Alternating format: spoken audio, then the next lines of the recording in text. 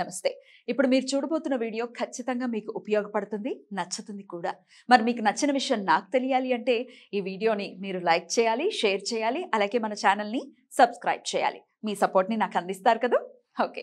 ఇప్పుడు వీడియోని స్టార్ట్ చేద్దాం. నమస్తే, వెల్కమ్ టు అవర్ ఛానల్. నేను పద్మిని. ప్రస్తుతం మనతో పాటు హిందూ జనశక్తి ప్రెసిడెంట్ లలిత్ కుమార్ గారు ఉన్నారు. మాట్లాడదాం. నమస్కారం అండి. నమస్కారం అండి. లలిత్ కుమార్ గారు, ఎన్నో ఇంటర్వ్యూస్ లో నేను మిమ్మల్ని చూడడం జరిగింది. You are very much inspiring. So నాకు చాలా చాలా మీతో మాట్లాడాలి, ఖచ్చితంగా మీతో ఇంటర్వ్యూ చెయ్యాలన్న ఉద్దేశంతో, అంటే చాలా రేర్ కేసెస్ లో ఇట్లాంటి అనిపిస్తుంది, ఖచ్చితంగా చెయ్యాలి అనే ఇంట్రెస్ట్ మీ మీ మీ స్పీచెస్ పట్ల, మీకు మీరు మాట్లాడే విధానం పట్ల, అలాగే మీకున్న ఆ థాట్ ప్రాసెస్, బాధ్యతాయుతంగా మీరు నడుచుకునే తీరుని నిజంగా అట్రాక్ట్ చేసింది. ఖచ్చితంగా మీతో మాట్లాడాలి, ఇంకో నలుగురికి కూడా. ఎందుకంటే హైందవం అంటే అందరికీ లోకవేనండి, ఇష్టం వచ్చినట్టు మాట్లాడచ్చు, ఏమైనా చేయొచ్చు, మనల్ని ఎలా అయినా మాటలతో హింసించవచ్చు, హ్యూమిలేట్ చేయొచ్చు, మళ్ళీ మాట్లాడితే మతం మార్చేయచ్చు. మనం చాలా చాలా ఈజీగా దొరికేటటువంటి, చాలా చక్కగా మౌల్డ్ అయిపోతూ ఉంటాం. మన బ్రాటప్ లోనే ఉంది అది. ఏదైనా మన మంచికే అని అనుకుంటారు. అలాగే ఏదైనా మనకి హాని ఏదైనా కల్పిస్తే భగవంతుడు ఉన్నాడు, చూసుకుంటాడు, వాడి పాపాన వాడైపోతాడు. ఇట్లాంటివి మన బ్రాటప్ లోనే ఉన్నాయి.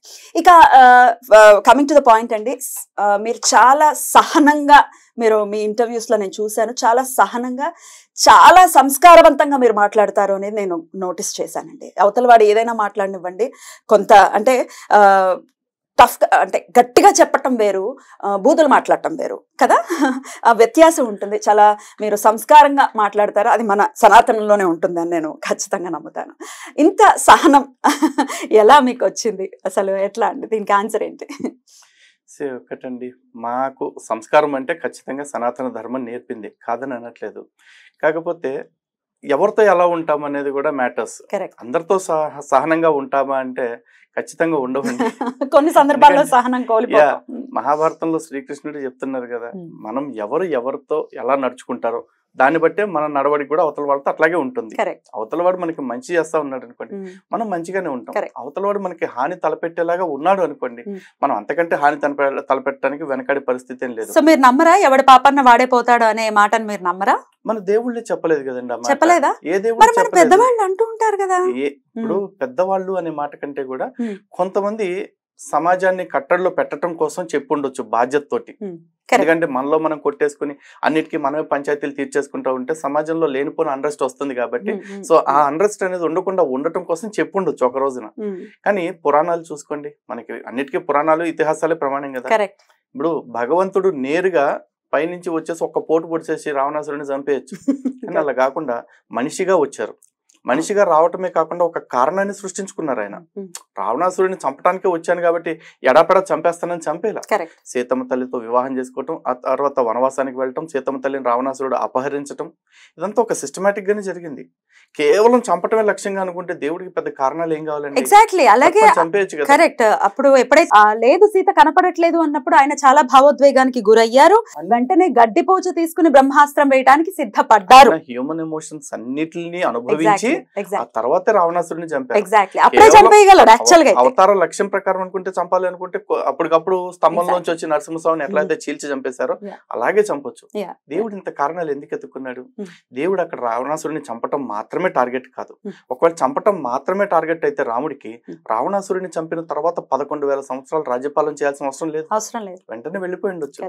ఆయన మనుషులకి నేర్పాలనుకున్నారు, అరే నాయన మీకు ఇప్పుడు చూసారు ఇది త్రేతాయుగం, రాబోయేది ద్వాపర యుగము, ఆ తర్వాత కలియుగం రాబోతుంది, అవి ఇంకా భయంకరంగా ఉంటాయి. వాటిలో మీ కష్టాలు మీరే తీర్చుకోవాలని చెప్పేసి ఫస్ట్ ఒక ట్రయల్ పార్ట్గా ఆయనే వచ్చి కష్టాలు ఏ విధంగా తీర్చుకోవాలనేది చూపించి మనుషులకు ఒక మార్గం నేర్పించి వెళ్ళారు. ఆ తర్వాత కృష్ణ పరమాత్మ అవతారంలోకి వచ్చిన తర్వాత నేను పక్కనే ఉంటాను, నేను ఏమీ చేయను, నువ్వు చేసుకో. ఒకసారి పరమాత్ముడు తనే వచ్చి అన్ని చేసి చూపించాడు. ఇంకోసారి నేను చూపించడం కాదు, నేను చెప్తూ ఉంటాను, నా మార్గదర్శనంలో నువ్వే అన్ని చేసుకుంటా వెళ్ళు అని చెప్పేసి చెప్పారు. ఏం చెప్పారు అక్కడ కూడా అర్జునుడికి? అరే అర్జునుడు ఒక మాట చెప్తాడు, బావా ఇంతమంది నా వాళ్ళని చంపుకుని నేను రాజ్యాన్ని అనుభవించాలా అని చెప్పేసి అంటాడు. దాన్ని కృష్ణ పరమాత్మ ఒక మాట చెప్పారు, ఒరే నీ వాళ్ళని అని చెప్పేసి నువ్వు అంటున్నావు, నీ వాళ్ళే నీ పెళ్ళని చేరుపారు, నీ వాళ్ళే నీ రాజ్యాన్ని తోసుకుని మీ అన్నదమ్ములందరినీ అడుగుకు పంపారు, ఇంకా నీ వాళ్ళేంటి? పోనీ నీ వాళ్ళే అనుకుందాం, అంటే నీ వాళ్ళైతే అన్యాయం చేస్తే తప్పు చేస్తే వదిలేస్తావా? కాదు కదా. పోనీ నీ వాళ్ళని చంపి ఏలుకోవాలా అంటున్నాం, అసలు యుద్ధం మొదలవనే లేదు, అప్పుడే నువ్వు వాళ్ళని చంపేసినట్టు సింహాసనం ఎక్కేసినట్టు ఏలేసినట్టు ఇన్ని కలలుగానే వేస్తున్నావా? కాబట్టి రియాలిటీలోకి రా. నీది అనే దాని మీద ఎవడన్నా చెయ్యేస్తే, అధర్మంగా నీది అనే దాన్ని ఎవడన్నా లాక్కునే ప్రయత్నం చేస్తే ఆడి తల తెంచి కింద పడే అని చెప్పేసి చెప్పారు. 11 అక్షోహిణుల సైన్యాన్ని ఎదురు నిలిచి పోరాడి మొత్తం అందరినీ నేలమట్టం చేశాడు అర్జునుడు. మరి పరమాత్ముడు ఏం చెప్పాడండి మనకి? ఆడి పాపాన్ని ఆడు పోతాడు చూస్తా కూర్చో అన్నాడా? నీకు చేసిన పాపానికి, నీకు చేసిన అన్యాయానికి నువ్వే రివెంజ్ తీర్చుకోమని చెప్పాడు. నాకు అన్యాయం జరిగితే నేనే వచ్చి రివెంజ్ తీర్చుకుంటానని చెప్పేసి త్రేతాయుగంలో చూపించాడు. మరి ఇంకా మనం మాత్రం ఆడి పాపాన్ని ఆడే పోతాడు అనుకుంటే ఆడెవడో పోడండి, అవతల పాపాన్ని బట్టి మనం పోతున్నాం. Correct, exactly. అవతల పాపాన్ని మనం పోతున్నాం. అయితే కొంతమంది పెద్దవారు చెప్పే మాట ఏంటంటే, సహనం మన సనాతన ధర్మానికి ఒక అలంకారం అని చెప్తూ ఉంటారు. ఖచ్చితంగా సహనం వహించాలి, సహనంతో ఉన్నాం కాబట్టి ఇంకా హైందవం ఉంది అని కూడా చెప్తూ ఉంటారు. అయితే నాకేమనిపిస్తుంది అని అంటే, ఒక తల్లి కూడా 9 నెలలే సహిస్తుంది, దాని తర్వాత బిడ్డ బ్రతకడం కోసం కంటుంది కదా. మనల్ని చంపేయడానికి వస్తూ ఉంటే, లేకపోతే మనం బ్రతకాలి అని అంటే మనం ఫైట్ చేయాల్సిన పరిస్థితుల్లో మనం ఇప్పుడు ఉన్నామని అనుకోవాలా? మొదటిగా చూసుకుంటే మనది సనాతన ధర్మం అని చెప్తారండి. ధర్మానికి అన్నిటికంటే ప్రాథమికంగా ఏం చెప్తారంటే, ధర్మం అంటే ధర్మో రక్షతి రక్షితః. ధర్మాన్ని మనం కాపాడితే ఆ ధర్మం మనల్ని కాపాడుతుంది అంటారు. కానీ ఆ ధర్మం ఏమిటి, ఆ ధర్మానికి ఉండే లక్షణాలు ఏమిటి అని చూస్తే ధర్మానికి 10 లక్షణాలు చెప్తుంది ఉపనిషత్తు. ధృతి, క్షమ, ధమోస్తేయం, శౌచం, ఇంద్రియ నిగ్రహం, ధీర్ విద్య, సత్యం, అక్రోధో, దశకం, ధర్మ లక్షణం అని చెప్పేసి చెప్తున్నారు. ఇందులో ఫస్ట్ ధృతి అంటే ధైర్యం అని చెప్పారు, తర్వాతది క్షమ అని చెప్పారు. క్షమ అంటే ఓర్పు అండి, సహనమే. కానీ ఆ సహనానికి కూడా ఒక హద్దు ఉంటుంది. ఇప్పుడు రోడ్డు పక్కన ఒక పాము అలా ముడుచుకుని పడుకుంది అనుకోండి, దాని పక్క నుంచి మన పాటికి మనం వెళ్ళిపోవటం అనేది సహనం. అదే పాము మన అకారణంగా కరవటానికి వచ్చింది అనుకోండి, ఆ పాముని అయ్యయ్యో పాపం దాన్ని కొట్టడం తప్పు అని కల్పించుకోవటానికి చేయబెడితే అది ఆత్మహత్యతో సమానం. ఆత్మహత్య మహాపాపం, మరి అదే సనాతన ధర్మం చెప్తుంది కదా. మరి మనం ఎవరం కూడా ఆత్మహత్య సదృశంగా, ఇప్పుడే క్రైస్తవులో, ముస్లింలో, లేదా ఇతర మతస్థుల్లో, లేదా హిందువుల్లోనే ఉన్న కొంతమంది ధర్మాన్ని నాశనం చేయడానికి చూస్తుంటే వాళ్ళ పాపాన్ని వాళ్ళే పోతారు అని మనం క్షమించే పరిస్థితి ఉందనుకోండి, మనం పాపం చేస్తున్నట్టు. ఎందుకంటే ఒకడెవడో ఉంటాడు, ఒకరిని చంపాడు, 2వ రోజు ఇంకొకరిని చంపాడు, 3వ రోజు ఇంకొకరిని చంపాడు, 4వ రోజున ఇంకొకరిని చంపుతుంటే మనకు కట్టబడ్డాడు. మనకి వాడిని తొక్కి పెట్టగల శక్తి, వాడిని ఓడించగల శక్తి, వాడిని చంపగల శక్తి ఉంది. అబ్బెబ్బే క్షమాగుణంతో ఉండాలండి, వాడి పాపాన్ని ఆడే పోతాడని ఆడు వదిలేస్తే ఆడు ఇంకో 4 మర్డర్లు చేస్తాడు. అంటే నీ చేతగానితనం వల్ల, నువ్వు చూపించిన అతి సహనం వల్ల ఇంకో 4 ప్రాణాలు పోయినాయి. అదే నువ్వు ఒక్కడివే వాడి ప్రాణం తీసేస్తుంటే ఆ 3 ప్రాణాలు బతికి. ఇప్పుడు ఎవరు పాపం చేసినట్టు? నేను అందుకే చెప్తాను, అహింస ఖచ్చితంగా గౌరవించాల్సిందే. ఎలాంటి అహింస పాటించాలి అంటే రిలేటివ్ అహింస. అంటే వాడు మనతో అహింసాయుతంగా ఉంటే మనం వాడితో అహింసాయుతంగా ఉండాలి. అలా కాకుండా వాడు మన కొడతానికి వస్తే కూడా మనం చేతులు ముడుచుకుని మేము ఇట్లాగే ఉంటాము అంటే మనం పాపం చేస్తున్నట్టు. సో వర్చువల్ అహింస అనేది లిటరల్ గా పాపం అండి. కొన్నాళ్ళ క్రితం చూసుకుంటే ఇప్పుడు కొంత రిటార్ట్ అనేది గట్టిగా ఇస్తున్నారు. హైందవులు ఏమి ఊరుకోవట్లేదు, ఏమైనా మాట్లాడితే కూడా గట్టిగా ఇస్తున్నారు. అది మన ప్రభువు మనకి ఇస్తున్నటువంటి మోటివేషన్ అని అనుకోవచ్చు. ఒప్పుకుంటారు? అయితే డెఫినెట్ గా మోటివేషన్ అయితే వస్తోంది. ఒక 10 years నుంచి చూస్తే చక్కగా మోటివేట్ అవుతున్నారు. ఇదివరకు రోజుల్లో అయితే ఒక ఇంత పిరికిగా ఉన్నారా అని అనిపిస్తుంది. ఎందుకంటే మనల్నే అనటం, ఇప్పుడు వేరే ఏ మతస్థుల్ని అనే ధైర్యం చేయకపోవటం కూడా ఇప్పటికే చాలా మంది చేస్తున్నారు. అనరు, భయపడతారు.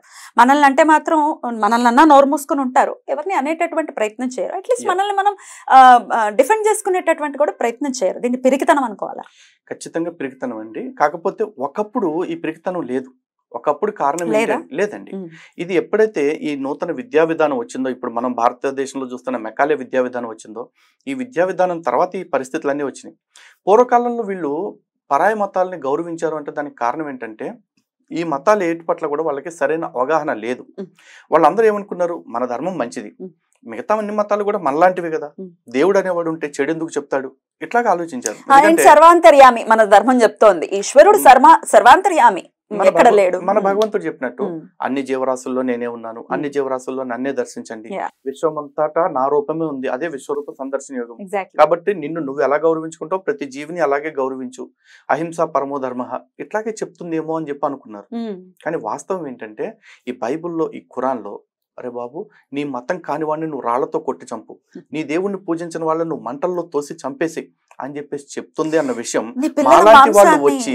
మాలాంటి వాళ్ళు వచ్చి వాళ్ళకి చెప్పేదాకా, అంటే ఈ యూట్యూబ్ అనే మాధ్యమంగా కావచ్చు, లేకపోతే ఇతర సామాజిక మాధ్యమాల ద్వారా కావచ్చు, మాలాంటి వాళ్ళు వచ్చి చెప్తుండేదాకా వాళ్ళకి నిజానికి తెలియదు. అందరూ కూడా అన్ని మతాలు ఒకటే అనుకున్నారు. ఈ రోజున సనాతన ధర్మంలో మీరు ఒక మాట చూడండి, అన్నిటికంటే ఫస్ట్ ఏం చెప్తారంటే నిన్ను వలే నీ పొరుగు వారిని ప్రేమించని బైబుల్ చెప్తుంది అంటారు. కానీ సనాతన ధర్మంలో ఏం చెప్తుంది? నిన్ను వలే నీ పొరుగు నుండి ప్రతి జీవరాశిని ప్రేమించు. అది కనిపించేదా కనిపించేదా, లేకపోతే ఇందులో కదిలేదా కదలనదా కాదు. అద్వేష్ట సర్వభూతాన మైత్ర కరుణయవచ, ఏ జీవరాశిని కూడా ద్వేషించకుండా అన్నిటిని మైత్రి కరుణ భావనతో చూడని చెప్పేసి చెప్తారు. అదే బైబిల్లో నాది కూడా ఈ క్వశ్చన్ అండి, నేను విన్నాను, మనకు దాని గురించి అవగాహన లేదు, కానీ నీ పిల్లల మాంసాన్ని నీ చేతే తినిపించేదను అనేది ఉంటుందా? తినిపించిన సందర్భం కూడా ఉందండి. దాన్ని ఎట్లా యాక్సెప్ట్ చేసేవాళ్ళు? దాన్ని అదే ఇప్పుడు చాలా మంది ఏం చెప్తారంటే బైబుల్ ట్రైనింగ్ క్లాసెస్ అని చెప్తారు. సి వాట్ బైబుల్, మొత్తం బైబుల్ అంతా తిరిగేసి చూసారనుకోండి, బైబుల్లో ఇది ఒక 66 పుస్తకాలు ఉంటాయి. దాన్ని యాక్చువల్లీ ఒక పుస్తకమే, ఆ చాప్టర్స్ అంటాం మామూలుగా భగవద్గీతలో అయితే. మనం వీళ్ళు బైబుల్ ఏంటంటారంటే ఒక్కో చాప్టర్ ని ఒక్కొక్క పుస్తకం అని చెప్పేసి చెప్పుకుంటారు. చాలా సంస్కరణలు కూడా జరిగాయి. 66 పుస్తకాలు ఉంటాయి దానిలో. యాక్చువల్లీ ఇప్పుడు మనం చూస్తున్న ప్రొటెస్టెంట్ బైబుల్లో, కేథలిక్ బైబుల్ అయితే కనుక 73 ఉంటాయి, ఒక 7 books ఎక్స్ట్రా ఉంటాయి. ఈ 66 పుస్తకాల్లో పాత నిబంధన కొత్త నిబంధన అని 2 ఉంటాయి. యాక్చువల్లీ ఈ పాత నిబంధనలో 39 పుస్తకాలు ఉంటాయి, కొత్త నిబంధనలో 27 పుస్తకాలు ఉంటాయి. ఈ పాత నిబంధన 39 పుస్తకాలు ఇప్పుడు క్రైస్తవులు పట్టుకుని ఇది మాదే అంటున్నారు, కానీ నిజానికి అది వీళ్ళకి సంబంధం లేదండి. అది ఇజ్రాయెల్లో ఉన్న యూదులు ఎవరైతే ఉన్నారో యూదులకు సంబంధించిన మత గ్రంథం, దాని పేరు తనక్ అంటారు. తనక్ అంటే 5 గ్రంథాలు వచ్చేసి తౌరాత్ అని చెప్పేసి ఉంటుంది. ఇక మిగతా భాగం వచ్చేసి నెవిమ్ అని చెప్పేసి ఒకటి, కెతువ్యం అని చెప్పేసి ఒకటి. ఈ 3 భాగాల బైబుల్ని వీళ్ళు తీసుకొచ్చి ఇది పాత నిబంధన అని తీసుకొచ్చి పెట్టారు.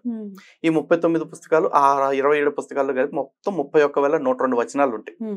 1070 పేజీలు బైబుల్, కొన్నిట్లో 1020 పేజీలు, ఇంతే బైబుల్. మరి ఈ 1000 లేకపోతే ఈ 31,102 వచనాల కోసం ఏముంటుంది స్పెషల్ గా ట్రైనింగ్ ఇవ్వడానికి? అదేమన్నా అర్థం కానీ అరబీ భాషలోనో లేకపోతే హీబ్రూ భాషలోనో లేదు, మనకి తెలుగులో వచ్చేసినాయి.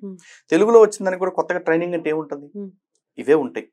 ఇందులో దేవుడు ఏం చెప్తాడంటే, వాళ్ళ దేవుడు ఏం చెప్తాడంటే, నన్నుగా తప్ప వేరే దేవుళ్ళను పూజిస్తానికి రమ్మని, ఒకవేళ నీ కన్న బిడ్డ అయినా సరే, కౌగిట్ నిలిచిన భార్య అయినా సరే, కన్న తల్లి అయినా సరే, ఎవరైనా రహస్యంగా నిన్ను ప్రేరేపిస్తే అవశ్యం నువ్వు వాళ్ళని చంపవలెను. తల్లిని, భార్యని, బిడ్డని, ఎవరినైనా సరే, నీ సహోదరునైనా సరే అవశ్యం చంపవలను. చంపేటప్పుడు మొదటి కత్తివేటు నీదే కావలెను అని చెప్పేసి చెప్తాడు. ఇది బయట ఎవరికన్నా ఇంటే సర్రని అరికాల మంట నెత్తికెక్కింది. అలా అరికాల మంట నెత్తికెక్కకుండా సాఫ్ట్ గా ఇంజెక్షన్ ఇవ్వాలి, సాఫ్ట్ గా సర్జరీ చేసి కిడ్నీనో హార్ట్ లివర్ కొట్టేయాలంటే ఏం చేయాలి? ట్రైనింగ్ ఇవ్వాలి. అదే ట్రైనింగ్ ఇప్పుడు వీళ్ళు ఇచ్చేది. బ్రెయిన్ వాష్ జరగాలి. ఆ బ్రెయిన్ వాష్ ఎలా చేయాలనేది నేర్పిస్తారు, దాన్ని బైబుల్ ట్రైనింగ్ అంటారు. అదే బైబుల్లో వాళ్ళ దేవుడు ఏం చెప్తాడంటే, నన్ను తప్ప వేరే దేవతల్ని ప్రార్థిస్తూ ఎవరైనా కూర్చుంటే వాళ్ళ విగ్రహాలను పాడు చేయండి, వాళ్ళ బలిపీఠాలను త్రోసేయండి, వాళ్ళ దేవుళ్ళ పేర్లు అక్కడ నామరూపాలు లేకుండా చేసేయండి అని చెప్పేసి చెప్తాడు. అదే చోట వీళ్ళ దేవుడు ఏం చెప్తాడు? నన్ను తప్ప, నా వద్దకు వచ్చినప్పుడు నన్ను తప్ప తన తల్లినైనను తండ్రినైనను తన ప్రాణమునైనను అధికముగా ప్రేమించేవాడు నా శిష్యుడు కానేరుడు అని చెప్తాడు. ఇవన్నీ బైబుల్లో ఉన్నాయి. అదే సనాతన ధర్మంలో ఎట్లా ఉంటుందండి? మాతృదేవోభవ, పితృదేవోభవ, ఆచార్య దేవోభవ ఇట్లా చెప్తారు. చెప్పటం కాదు, చేసి చూపించారు. ఉదాహరణకి మనకి ఇక్కడ పక్కనే చూసుకుంటే పండరీపురం అని ఒక ఊరు ఉంది మహారాష్ట్రలో. ఆ పండరీపురం ప్రాశస్తి ఏంటండి? ఈ భక్తుడైన పుండరీకుడిని కరుణించడం కోసం సాక్షాత్తు శ్రీకృష్ణ పరమాత్ముడు భూమి మీదకి వచ్చారు. వచ్చినప్పుడు ఈయన తల్లిదండ్రులు పాదసేవ చేసుకుంటూ అప్పుడే బుద్ధొచ్చి స్వామి వచ్చి పిలుస్తారు, పుండరీక నీకోసం నేను వచ్చానంటే, తల్లిదండ్రులు పాదసేవలో ఉన్నాను, కాస్త వెయిట్ చేయను ఆయన అని చెప్పేసి దేవుడికి చెప్తే, దేవుడు కొడక నన్నే వెయిట్ చేయమంటావా, సో నీ సంగతి ఏం చేస్తానని చెప్పేసి అనలేదండి. అలాగే నాయన అని చెప్పేసి ఆయన ఏ ఇటుక రాయి మీద అయితే ఆగారో ఆ ఇటుక రాయి పైన అలాగే ఉండిపోయారు.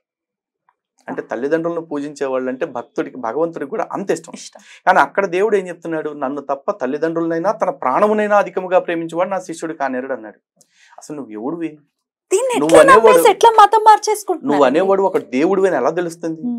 తల్లిదండ్రులు చిన్నప్పటి నుంచి అదిగో స్వామి ఆయనకి నమస్కారం పెట్టు అని చెప్తేనే తెలుస్తుంది. సనాతన ధర్మంలో మాతృదేవోభవ, పితృదేవోభవ, ఆచార్య దేవోభవ తర్వాత దేవుడికి స్థానం ఇచ్చారు. ఎందుకండి? ఎందుకంటే మొదట తల్లి లేకపోతే భూమి మీదకి ఎవరు రాడు. ఆ తర్వాత తండ్రి మార్గదర్శనంలోనే బిడ్డ పెరుగుతాడు తండ్రిని చూసుకుంటూ. ఆ తర్వాత గురువు, అరే నాయన ఇగో వీళ్ళిద్దరూ నీ తల్లిదండ్రులు ప్రత్యక్ష దైవాలు, ఆ తర్వాత నీకు దేవుడు ఇదిగో అని చెప్పేసి ఆచార్యుడి దేవుడి గురించి చెప్తాడు. వీళ్ళ ముగ్గురు చెప్పపోతే ఆ దేవుడి గురించి ఎవరికి తెలియదు. కాబట్టి మన ధర్మంలో దేవుడు తన ప్రాధాన్యతను చివరన పెట్టుకున్నాడు, కనిపించే వాళ్ళని ముందు పెట్టాడు. అది సనాతన ధర్మ వైభవం. అలాంటి సనాతన ధర్మాన్ని గురించి ఈ రోజు విష ప్రచారం చేస్తా మా దేవుడు తోపు మా దేవుడు తురుము అంటున్నారు. మీ దేవుడు ఎట్ట తోపు ఎట్ట తురుము మీ చర్చల్లో కూర్చొని మీ మనుషులు నలుగురు కూర్చోబెట్టుకుని డప్పేసుకుని కొట్టుకోవటం కాదు. నాలాంటి వాడు ముందుకు వచ్చి మాట్లాడండి, అప్పుడు తెలుస్తుంది. ఎగ్జాక్ట్లీ. అయితే ఇది మన వాళ్ళకి, మతం మారే వాళ్ళకి నేను మాట్లాడే విషయం ఏంటంటే అవగాహన రాహిత్యం. అంటే మన గురించి మనం తెలియకపోవడం, మన సనాతన ధర్మం గురించి తెలియకపోవడం, ఇతిహాసాలు అసలు చదివే ప్రయత్నం చేయకపోవడం. చాలా మంది ఇళ్లలో మనం నిజాలు కూడా ఒప్పుకోవాలి, భగవద్గీత ఉండదు, లేకపోతే ఏదైనా శవం ఉంటేనే అక్కడ భగవద్గీత ప్లే చేయడం, ఇట్లాంటివన్నీ మనం కూడా చేస్తున్నాం, తప్పులు కూడా జరుగుతున్నాయి. బట్ దెన్ అవగాహన రాహిత్యం చేత వాళ్ళకి టర్న్ అవుతున్నారని అనుకోవచ్చా? ఖచ్చితంగా. అసలు వీటిని నమ్మి ఎలా అసలు మతం మారిపోతున్నారు అంటే ఖచ్చితంగా ఇక్కడ అవగాహన రాహిత్యం అనేది చాలా ఇంపార్టెంట్ మ్యాటర్ అండి. ఎందుకు ఈ మాట అనాల్సి వస్తుందంటే, ఉదాహరణకి భగవద్గీత గురించి చెప్పారు.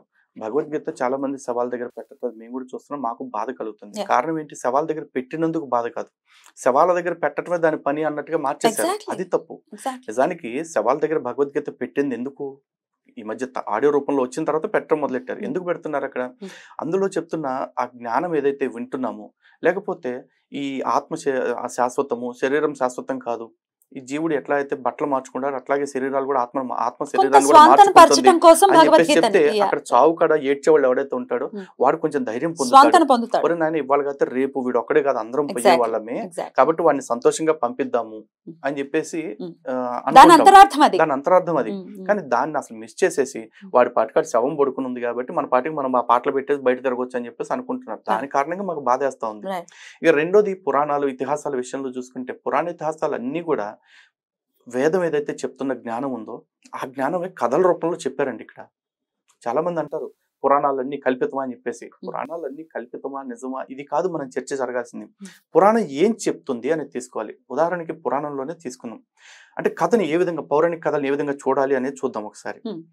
ఈ గరుత్మంతుడి కథే ఉందండి. గరుత్మంతుడికి తల్లి పెనతల్లి ఇద్దరు ఉన్నారు. కశ్యప ప్రజాపతికి 2 భార్యలు, కద్రువ వినత. అంటే చాలా మంది భార్యలు ఉన్నారు, వీరిద్దరు ఇంపార్టెంట్ కాబట్టి. ఈ కద్రువకి ఈ నాగులు సంతానంగా పుట్టాయి, వినతకి గరుత్మంతుడు అనూరుడు సంతానం. కానీ ఆవిడ తన సవితల్లిని సవితల్లి దగ్గర తన తల్లి బానిసత్వం చేయటం ఇష్టం లేక కద్రువ దగ్గరికి వెళ్ళి ఒకసారి గరుత్మంతుడు అడుగుతాడు, అమ్మ నా తల్లిని బానిసత్వం నుంచి విడిచిపెట్టు అంటే ఆవిడ కోరుతుంది, ఇంద్రుడి దగ్గర అమృత కలశం ఉంది, ఆ అమృతాన్ని నాకు తీసుకొచ్చి ఇవ్వు అని చెప్పేసి అంటారు. అలాంటిది వెంటనే ఈయన తన తల్లి బానిసత్వం విడిపించడం కోసం అని చెప్పేసి దేవలోకానికి వెళ్తాడు, దేవతలతో యుద్ధం చేస్తాడు, ఆ తర్వాత ఇంద్రుడిని కన్విన్స్ చేస్తాడు, అమృత పాత్రను తీసుకొచ్చి వాళ్ళ పినతల్లికి ఇస్తాడు. ఇచ్చిన తర్వాత పినతల్లి తన తల్లిని దాస్యం నుంచి విముక్తి చేసేసింది. ఇది చూస్తే జనాలు అందరూ కొంచెం ఎథిస్ట్ భావాలు ఉన్న వాళ్ళు కావచ్చు, లేకపోతే హిందూ వ్యతిరేక భావాలు ఉన్న వాళ్ళు కావచ్చు, వీళ్ళు ఏమంటారు, అసలు ఎక్కడైనా పక్షులు పాములు ఒకే సంతానం ఎక్కడ ప్రూవ్ అయిందా? పక్షులు పాములు మాట్లాడుకుంటాయా? లేకపోతే పక్షి వెళ్ళిపోయి దేవతలతో యుద్ధం చేసి వచ్చేస్తే దేవతలు అంత చేతగాని వాళ్ళ అంటారు.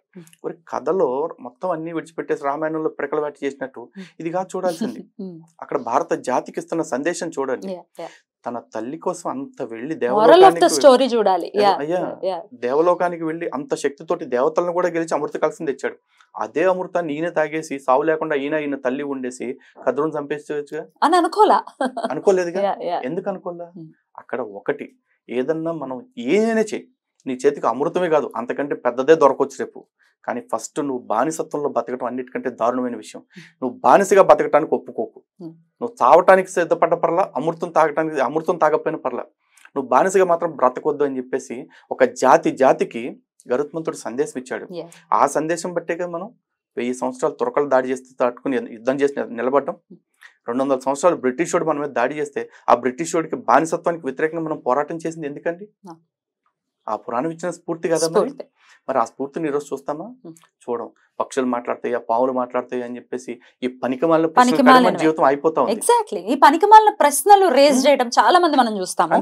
ఈ సో కాల్డ్ హ్యూమనిస్టులు కొంతమంది ఉంటారు, వాళ్ళే అనేసుకుంటారు వాళ్ళు మేము బీయింగ్ హ్యూమన్ గా ఉంటాం, మేము మానవతావాదులమై అని మాట్లాడుకుంటూ ఉంటారు, వాళ్ళకి వాళ్ళే బిరుదులు ఇచ్చేసుకుని. వాళ్ళు అనే మాటలు ఏంటంటే వాళ్ళకి అసలు బేసిక్ పాయింట్ అర్థం కాదు. కొన్ని కోటాను కోట్ల మంది ఎమోషన్ సనాతన ధర్మం అంటే కదా, దాన్ని వాల్యూ చేయకుండా నువ్వేంటి హ్యూమనిస్ట్ గా, నువ్వేమిటి, నువ్వు అసలు హ్యూమనే కాదు అసలు. సనాతన ధర్మం కంటే హ్యూమనిజం చెప్పిన మతం గానీ లేకపోతే ఇంకో సిద్ధాంతంగా నాకు చూపించండి. అదే కదా, అదే అసలు నేను మానవుణ్ణి మాత్రమే నమ్ముతాను అని రకరకాలుగా మాట్లాడుతుంటారు.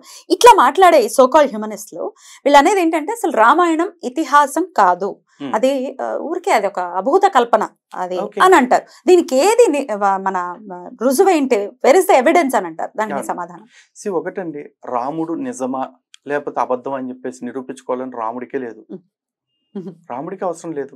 ఎందుకు, రాముడు ఒకటే కోరుకున్నాడు, తన నిజమని నమ్మమని, లేకపోతే నిజమని నమ్మకపోతే చంపేమని ఆయన ఎప్పుడు బతుకున్నప్పుడు శాసనాలయంలో సాటింపు వేసుకోవాలి. కానీ రాముడిని మనం ఎందుకు నమ్ముతున్నాం? రాముడు మనకు ఆదర్శం చూపించాడు, తల్లిదండ్రులను ఎలా గౌరవించాలి, తమ్ముళ్ళని ఎలా ప్రేమించాలి, భార్యని ఎలా చూసుకోవాలి.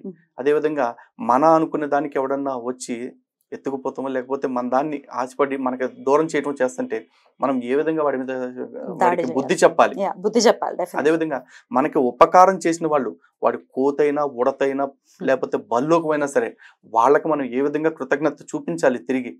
దేవుడు అంతటోడు, రాముడు సాక్షాత్తు విష్ణుమూర్తి అండి, ఈ భూమి మీదకి వచ్చాడు, తను అన్ని చేయగలిగినా సరే తనకు ఎవరైతే ఈ దాన్ని ఏమంటారు వానరాలు ఉడతలు బల్లుకాలు సాయం చేస్తే వాళ్ళకు కూడా పట్టాభిషేకం తర్వాత అందరికి పేరు పేరున కృతజ్ఞతలు తెలుపుకుని రుణం తీర్చుకున్నాడండి స్వామి. అరే సనాతన ధర్మం itself is being gracious, being gratitude, showing gratitude. అది అలాంటి సనాతన ధర్మాన్ని ఈడెవడో గుడ్డొచ్చి పిల్లని ఎక్కిరిసినట్టు వాళ్ళ పనికి మాలిన వాళ్ళు అందరూ వచ్చి వ్యతిరేకిస్తా ఉంటారు, ఎవిడెన్స్ చూపించంటారు. ఎవిడెన్స్ అసలు రాముడి కథే కల్పితం అనుకో, కాసేపు నష్టం ఏంటి? రాముడు చెప్పిన ఆదర్శం పాటించడానికి నొప్పి ఏంటండి?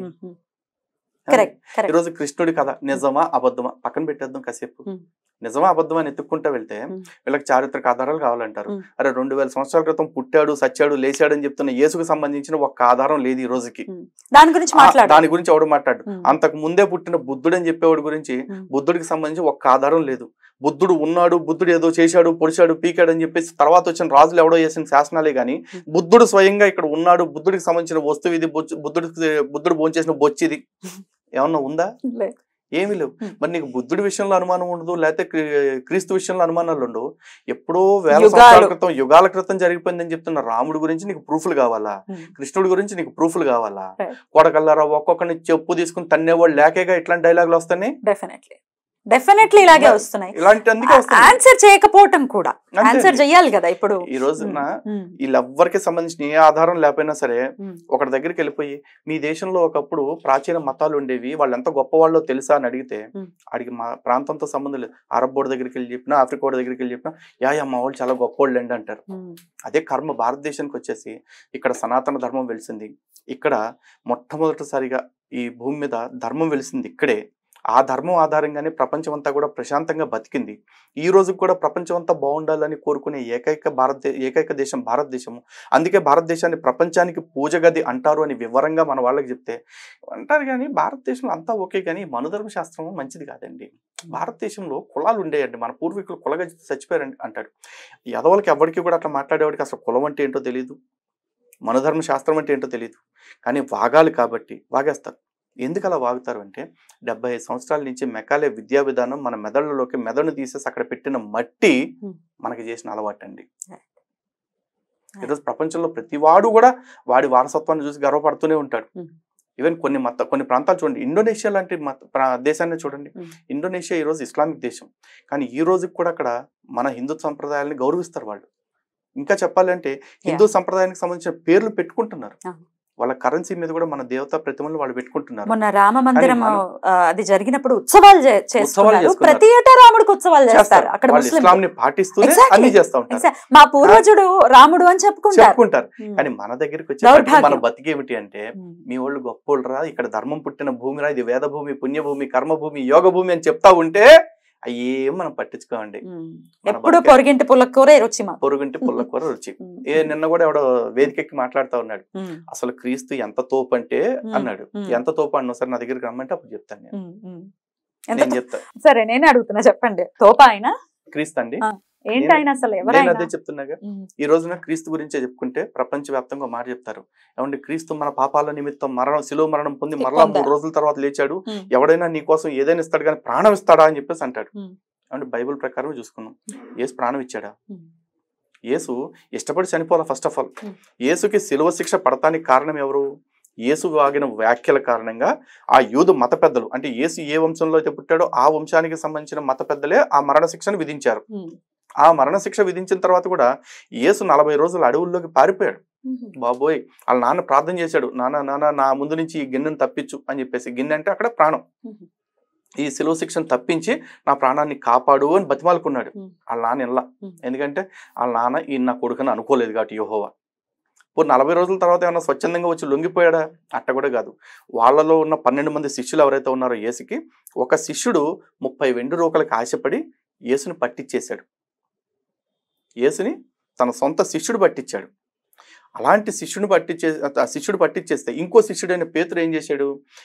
సైనికులు వచ్చి యేసు ఎవరో నీకు తెలుసా అని అడిగితే యేసు శిష్యుడే, యేసు ఎవరో నాకు తెలియదని ఒకే రాత్రిలో 3 సార్లు అబద్ధాలు చెప్పాడు.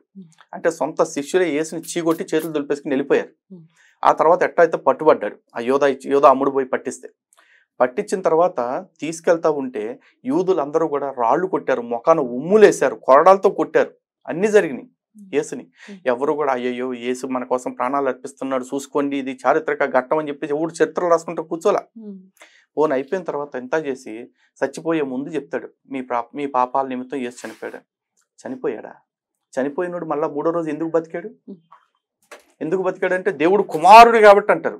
దేవుడు కుమారుడు కాబట్టి ఎట్టాగో బతుకుతాడు అని తెలిసే చచ్చిపోతే గనక మరి త్యాగం ఎందుకంటారు? ప్లాన్డే కదా స్క్రిప్ట్. మరి బతుకుతాడని తెలిసి చచ్చిపోయినోడు త్యాగం ఎట్లా ప్రచారం చేస్తారు? త్యాగం అంటే ఎవరితో నేను చెప్తాను వినండి. ఒక దదీచి మహర్షిది త్యాగం. దేవాసుర సంగ్రామం జరుగుతున్నప్పుడు నీ వెన్నెముక మాత్రమే దేవతల్ని వాళ్ళ మీద యుద్ధం గెలవటానికి పనికొస్తుంది స్వామి అని అడిగితే తను సజీవంగా తన వెన్నెముకను త్యాగం చేసేసి దానం ఇచ్చేశాడు. ఒక పావురం ప్రాణం కాపాడటం కోసం తన శరీరాన్ని కత్తికో కండగా నరుక్కుని ఇచ్చేశాడు. చూడండి శిబి చక్రవర్తి. ఆ శిబి చక్రవర్తిది త్యాగం అనాలి. ఇలాంటి త్యాగమూర్తులు, త్యాగధనులు సనాతన ధర్మంలో ఇంతమంది ఉన్నారండి. అరే అంతెందుకు, భీష్ముడు అండి, సర్వం సహా తానే చక్రవర్తి అవ్వగలిగిన కెపాసిటీ, ఎలిజిబిలిటీ అన్ని ఉంచుకుని కూడా ఇచ్చిన మాటకి కట్టుబడి రాజ్య సుఖాలన్నీ త్యాగం చేసేసి ఒక కాపలాదారుడగా, ఒక కాపలా కుక్కలాగా బతికాడండి ఆయన. అంతకంటే గొప్ప త్యాగం ఇవ్వడం చేశాడు ప్రపంచంలో. ఇలాంటి త్యాగం చేసిన వాళ్ళు లిస్టు చూపించమంటే ఇంత చెప్తా. తనే స్వయంగా రాజు అవ్వగలిగుండి రామచంద్ర ప్రభువు తండ్రి మాట కోసం తండ్రి మాట, చాలా మంది ఏమంటారు తండ్రి మాట కోసం అని, కానీ తండ్రి చెప్పిన మాట మీద వెళ్ళిపోయాడంటారు. కాదు, తండ్రి ఇచ్చిన మాట, కైకమ్మకి ఇచ్చిన మాట నిలబెట్టడం కోసం తన తండ్రి వద్దని చెప్పినా వినకుండా అడవులకు వెళ్ళిపోయాడు. మరి భరతుడు త్యాగం చేయలేదా? తనకు వచ్చిందిగా రాజ్యం, త్యాగం కదా. మరి లక్ష్మణుడు చేసింది త్యాగం కదా. లక్ష్మణుడి భార్య ఊర్మిళ చేసింది త్యాగం కదా. ఇంతమంది త్యాగమూర్తులు పెట్టుకుని ఎవరినో తీసుకొచ్చి ఇది త్యాగం అని చెప్పేసి అంటున్నారు. సరే, ఈ రోజు రామచంద్ర ప్రభు త్యాగం గురించి మాట్లాడదాం. యుద్ధం గెలిచి అయోధ్యకు వచ్చేసిన తర్వాత రామచంద్ర ప్రభు 11,000 సంవత్సరాలు రాజ్యపాలన చేశారు. ఈ 11,000 సంవత్సరాల్లో ఏ రోజు కూడా ఆంజనేయ స్వామి, సుగ్రీవుడు, విభీషణుడు, జాంబవంతుడు, మిగతా వానర వీరులు ఎవ్వరూ కూడా ఆయన వచ్చి కలిసి వెళ్ళింది లేదు రామాయణంలో చూసుకుంటే. అలాంటిది 11,000 సంవత్సరాల తర్వాత బ్రహ్మదేవుడు ఆజ్ఞ మేరకు లేదా సూచన మేరకు రామచంద్ర ప్రభు తన శరీరాన్ని విడిచిపెట్టేయాలని నిర్ణయించుకుంటే మొత్తం అందరూ కూడా అయోధ్య పురవాసులతో పాటు ఆ 11,000 సంవత్సరాల క్రితం వెళ్ళిపోయిన వాళ్ళందరూ కూడా వచ్చి స్వామి ఓకే పదండి వెళ్దాం అని వచ్చారు. అదేంద్రబాబు మీకందరికి ఏం అవసరం అంటే, ఏం స్వామి మీరు ఉన్నారని మేము ఉన్నాము, మీరే లేనప్పుడు మాకు ఇక్కడ పని ఏంటి, మీరు ఈ భూమి మీద పీల్చే గాలి ఉంది కాబట్టి మేము బతుకుతున్నాం, మీరు లేనప్పుడు మాకు ఇక్కడ అవసరమే లేదని అందరూ కలిపి ఆయనతో పాటే కట్టగట్టుకుని సరైన నదిలోకి వెళ్ళిపోతుంటే ఒక 5గురిని మాత్రం రామనామ సంకీర్తన చేస్తూ మీరు ఉండండి చిరంజీవులుగా, ఎందుకంటే మీకు భవిష్యత్తులో మరిన్ని సాధించాల్సిన మీరు ఉన్నాయని చెప్పేసి ఆయన ఒక టాస్క్ అప్పచెప్పి మిగతా అందరూ కూడా ఆయనతో పాటే అంతర్ధానం అయ్యారు, వెళ్ళిపోయారు. అంతేగాని యేసును కొట్టినట్టు కూడా వచ్చి రాళ్లతో కొడతాం, పీడా పోయింది, ఎంతకాలం పాలిస్తాడు, సత్య చచ్చాడు అని ఎవ్వరు అనుకోలే.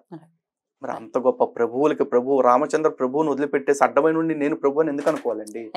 నాకేం కర్మ పట్టింది? ఇప్పుడు అర్థమైంది ఆ తోపు ఎందుకు అంటున్నాను, తోపు కాదు అని ఎందుకు అంటున్నాను. రైట్ అండి, ఇది రామాయణం పాయింటే ఉంది కాబట్టి పెద్ద పెద్ద ప్రవచనకారులు కూడా మాట్లాడిన సందర్భాలు ఉన్నాయి కాబట్టి ప్రశ్న తీసుకోవడం జరుగుతుంది. రాముడు మాంసం తిన్నాడు అనేది ఇప్పుడు పెద్ద హాట్ టాపిక్. మన సోషల్ మీడియా నిండా ఇదే చక్కర్లు కొడుతూనే ఉంది. రాముడు మాంసం తిన్నాడు, రాముడు మాంసం తిన్నాడు. దీనికి మీ ఆన్సర్? ఒకటండి, నేను కూడా కొంతమంది ప్రవచనకర్తలు చెప్తుండగా విన్నాను. ప్రాబ్లం ఏంటంటే మాంసము అనే దాన్ని అర్థం చేసుకోవటంలో ఒక ప్రాబ్లం వచ్చింది ఫస్ట్ ఆఫ్ ఆల్.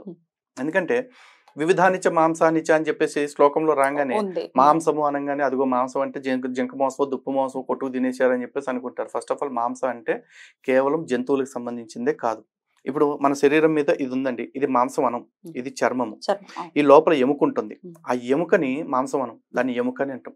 కానీ ఈ ఎముకకి చర్మానికి మధ్య ఉన్నదాన్ని మాంసం అంటాం. అలాగే ఒక పండుకి సంబంధించిన పైన చర్మానికి, తోలుకి, లోపల టెంకకి మధ్య ఉండేదాన్ని కూడా మాంసానే అంటారు. అది ఆ గుజ్జుని, పండ్ల గుజ్జుని. అందులో కూడా మీరు శ్లోకంలో చూస్తే ఉత్తరాఖండలో కింకర్లు బాగుగా శుద్ధి చేసిన మాంసములను సీతారాములు స్వీకరించేవారు అని చెప్పేసి అన్నారు. అంటే బాగా శుద్ధి చేసిన మాంసం తినడానికి, పచ్చి మాంసం తినడానికి వాళ్ళు ఉన్న రాక్షసులా కాదుగా. బాగా వండిన, బాగా లేకపోతే తయారు చేసిన మాంసం అంటే ఒక రకం.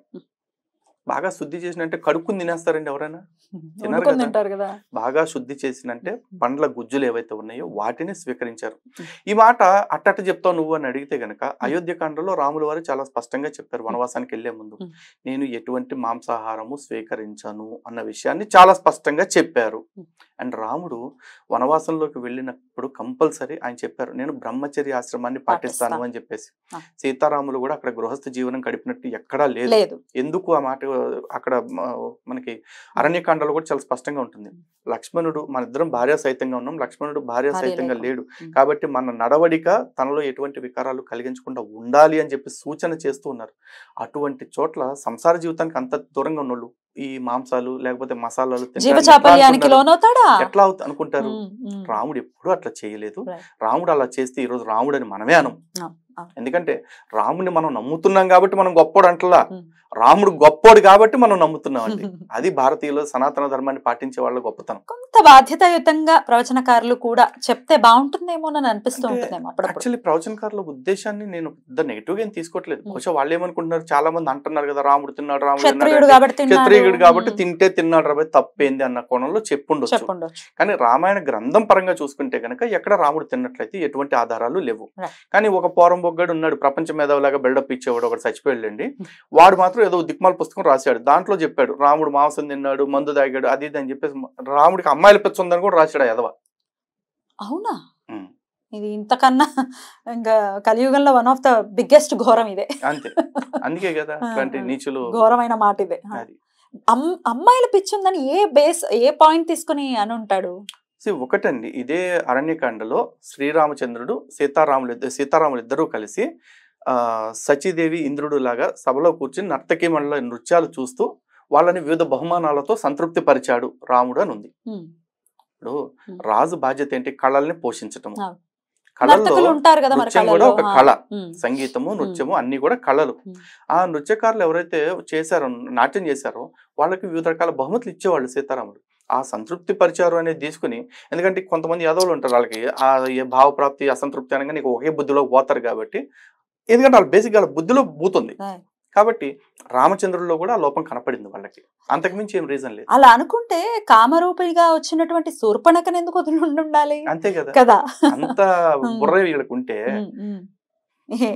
అసలు మాట్లాడటానికి కూడా అసలు అనవసరమేమో అనిపిస్తుంది. రైట్, అద్భుతం అండి. అయితే ఇక కృష్ణుడి గురించి కూడా మాట్లాడుకుంటే, మన దాంట్లోనే ఎవరైనా ఒక మగవాడు కొంత ఎవరైనా అమ్మాయిలతో తిరుగుతున్నాడు, ఒక ఫ్లర్ట్ గా ఉన్నాడు అంటే కృష్ణుడితో పోలుస్తారు. అవునండి, ఇది ఎంతవరకు సమంజసం అండి? సమంజసం అనే మాట అడిగితే అసలు అనకూడదు, పోలికి పనికిరామండి. ఎందుకంటే కృష్ణుడు చేసిన ఏ పని కూడా మనం ఎవరూ చేయలేం. ఈవెన్ మన పెద్దవాళ్ళు కూడా మాట చెప్తారు, రాముడు చేసినట్టు చేయాలి, కృష్ణుడు చెప్పినట్టు చేయాలి. ఎందుకంటే కృష్ణుడు చెప్పినట్టే చేయాలి, చేసినట్టు చేయాలనుకున్నాం అనుకోండి, ఆయన చేసిన ఏ పని మనం చేయలేము. ఎందుకంటే చిటికిన వేలుతో గోవర్ధనగిరిని ఎత్తారు, మనం చేయలేము. చిన్నప్పుడే పూతనాలు శకటాసురులు లాంటి రాక్షసుల్ని చంపారు, మన వల్ల కాదు, మనం ఏడవలేము. అదే కాకుండా ఆయన గోకులంలో ఆడుకునేటప్పుడు కూడా కాళీయుడు లాంటి ఒక విష సర్పాన్ని అణిచేశాడు. యాక్చువల్లీ కాళీయుడి విషయంలో కూడా చూసుకుంటే కేవలం భౌతికంగానే చూస్తారు, కానీ అంత చిన్న వయసులో ఆయన ఈ నదుల్ని పాడు చేసే జీవులు ఏవైతే ఉంటాయో వాటి విషయంలో ఎంత అప్రమత్తంగా ఉండాలి, ప్రకృతిని ఏ విధంగా పరిరక్షించుకోవాలి అనేది చాలా శాస్త్రీయంగా చెప్పారు కదా. మనం అది చూడం. మనం ఎంతకాడికి పాము పడగ మీద తొక్కితే ఎవడన్నా నన్ను పాము ఆగుద్దా అక్కడ ఇట్లాగా ఆలోచిస్తాం. కాబట్టి యాక్చువల్లీ వీళ్ళకి రాసలీలకి రాసక్రీడకి తేడా తెలియదు. ఈ రోజున ఫ్లడ్స్ గురించి మాట్లాడుతూ కృష్ణుడు కృష్ణుడు అని చెప్పేసి అంటున్నారు. కృష్ణుడు ఎవరినండి ఫ్లడ్ చేసింది? కృష్ణుడు ఫ్లడ్ చేసినట్టు జీవితంలో ఒక్క చోట ఎక్కడైనా ఒక ఇన్సిడెంట్ చూపించండి. ఎవరిని చూపించలేదు. ఆయన వేణుగానానికి ముగ్ధులైపోయేవారు. 8 మంది భార్యలు అని చెప్పేసి అంటారు. 8 మంది భార్యలు అంటే ఎవరండి ఆయనకి? అష్టమహిషులు ఎవరు? ఒకే లక్ష్మీదేవి అష్టస్వరూపాలు కాదా? అష్టలక్ష్ములు అంటే 8 మంది ఉన్నారా? ఒకే లక్ష్మీదేవి. సంతానాన్ని ఇచ్చేటప్పుడు ఆవిడే సంతాన లక్ష్మి, ఆవిడే ధనలక్ష్మి, ధాన్యలక్ష్మి, ధైర్యలక్ష్మి, అందరూ ఆవిడే కదా. ఆ 8 రూపాయలే కదా అష్టభార్యలు కూడా. ఎవరు కాదని చెప్తారు? పోనీ కృష్ణుడికి బోల్డ్ అంతమంది గోపికలను పెళ్లి చేసుకున్నాడు అని అంటారు. అవి మాట్లాడే యాదవులు ఎవరికి? గోపికలు ఎవరు? కృష్ణుడి 16,000 మంది భార్యలు ఎవరు కూడా తెలియదు. గోపికల సంఖ్య 16,000 ఎక్కడ రాయలేదు. గోపికలు ఉన్నారు. గోపకాంతలతో ఆయన ఆటలు ఆడుకున్న వయసు వచ్చేసి ఆయనకి 6 నుండి 8 సంవత్సరాల వయసు అప్పుడు అంతే. ఆ తర్వాత పెళ్లి చేసుకున్న వాళ్ళు ఎవరు? వాళ్ళు గోపికలు కాదు కదండి. నరకాసురుడి చెర నుంచి విడిపించబడ్డ రాచకన్యలు 16,000 మందిని ఎత్తుకుపోయి నరకాసురుడు అనేవాడు తన అధీనంలో పెట్టుకుని వాళ్ళని బంధించి వాళ్ళతో రకరకాల వికృతాలు చేస్తా ఉంటే వాడు చనిపోయిన తర్వాత వీళ్ళు వచ్చి బ్రతిమాలుకుంటే వాళ్ళందరినీ కూడా నా భార్యలనే స్టేటస్ ఇచ్చి ఆయన వివాహం చేసుకున్నారు. పోనీ ఆ వివాహం అనే చూడండి, ఆ వివాహాన్ని నమ్ముతున్నారు. 16,000 పెళ్లిళ్ళు చేసుకున్నాడని నమ్ముతున్నారు. మరి ఆ నమ్మేవాడు భాగవతంలో చెప్పిన ప్రతిదీ నమ్ముతాడా? నమ్మాలి కదా. మరి 16,000 మందిని 16,000 భవంతుల్లో ఏకముహూర్తంలో పెళ్లి చేసుకున్నాడు ఆయన, 16,000 రూపాయలు ధరించి. మరి ముండమోపులు ఎవరికన్నా సరే సాధ్యమవుతుందా?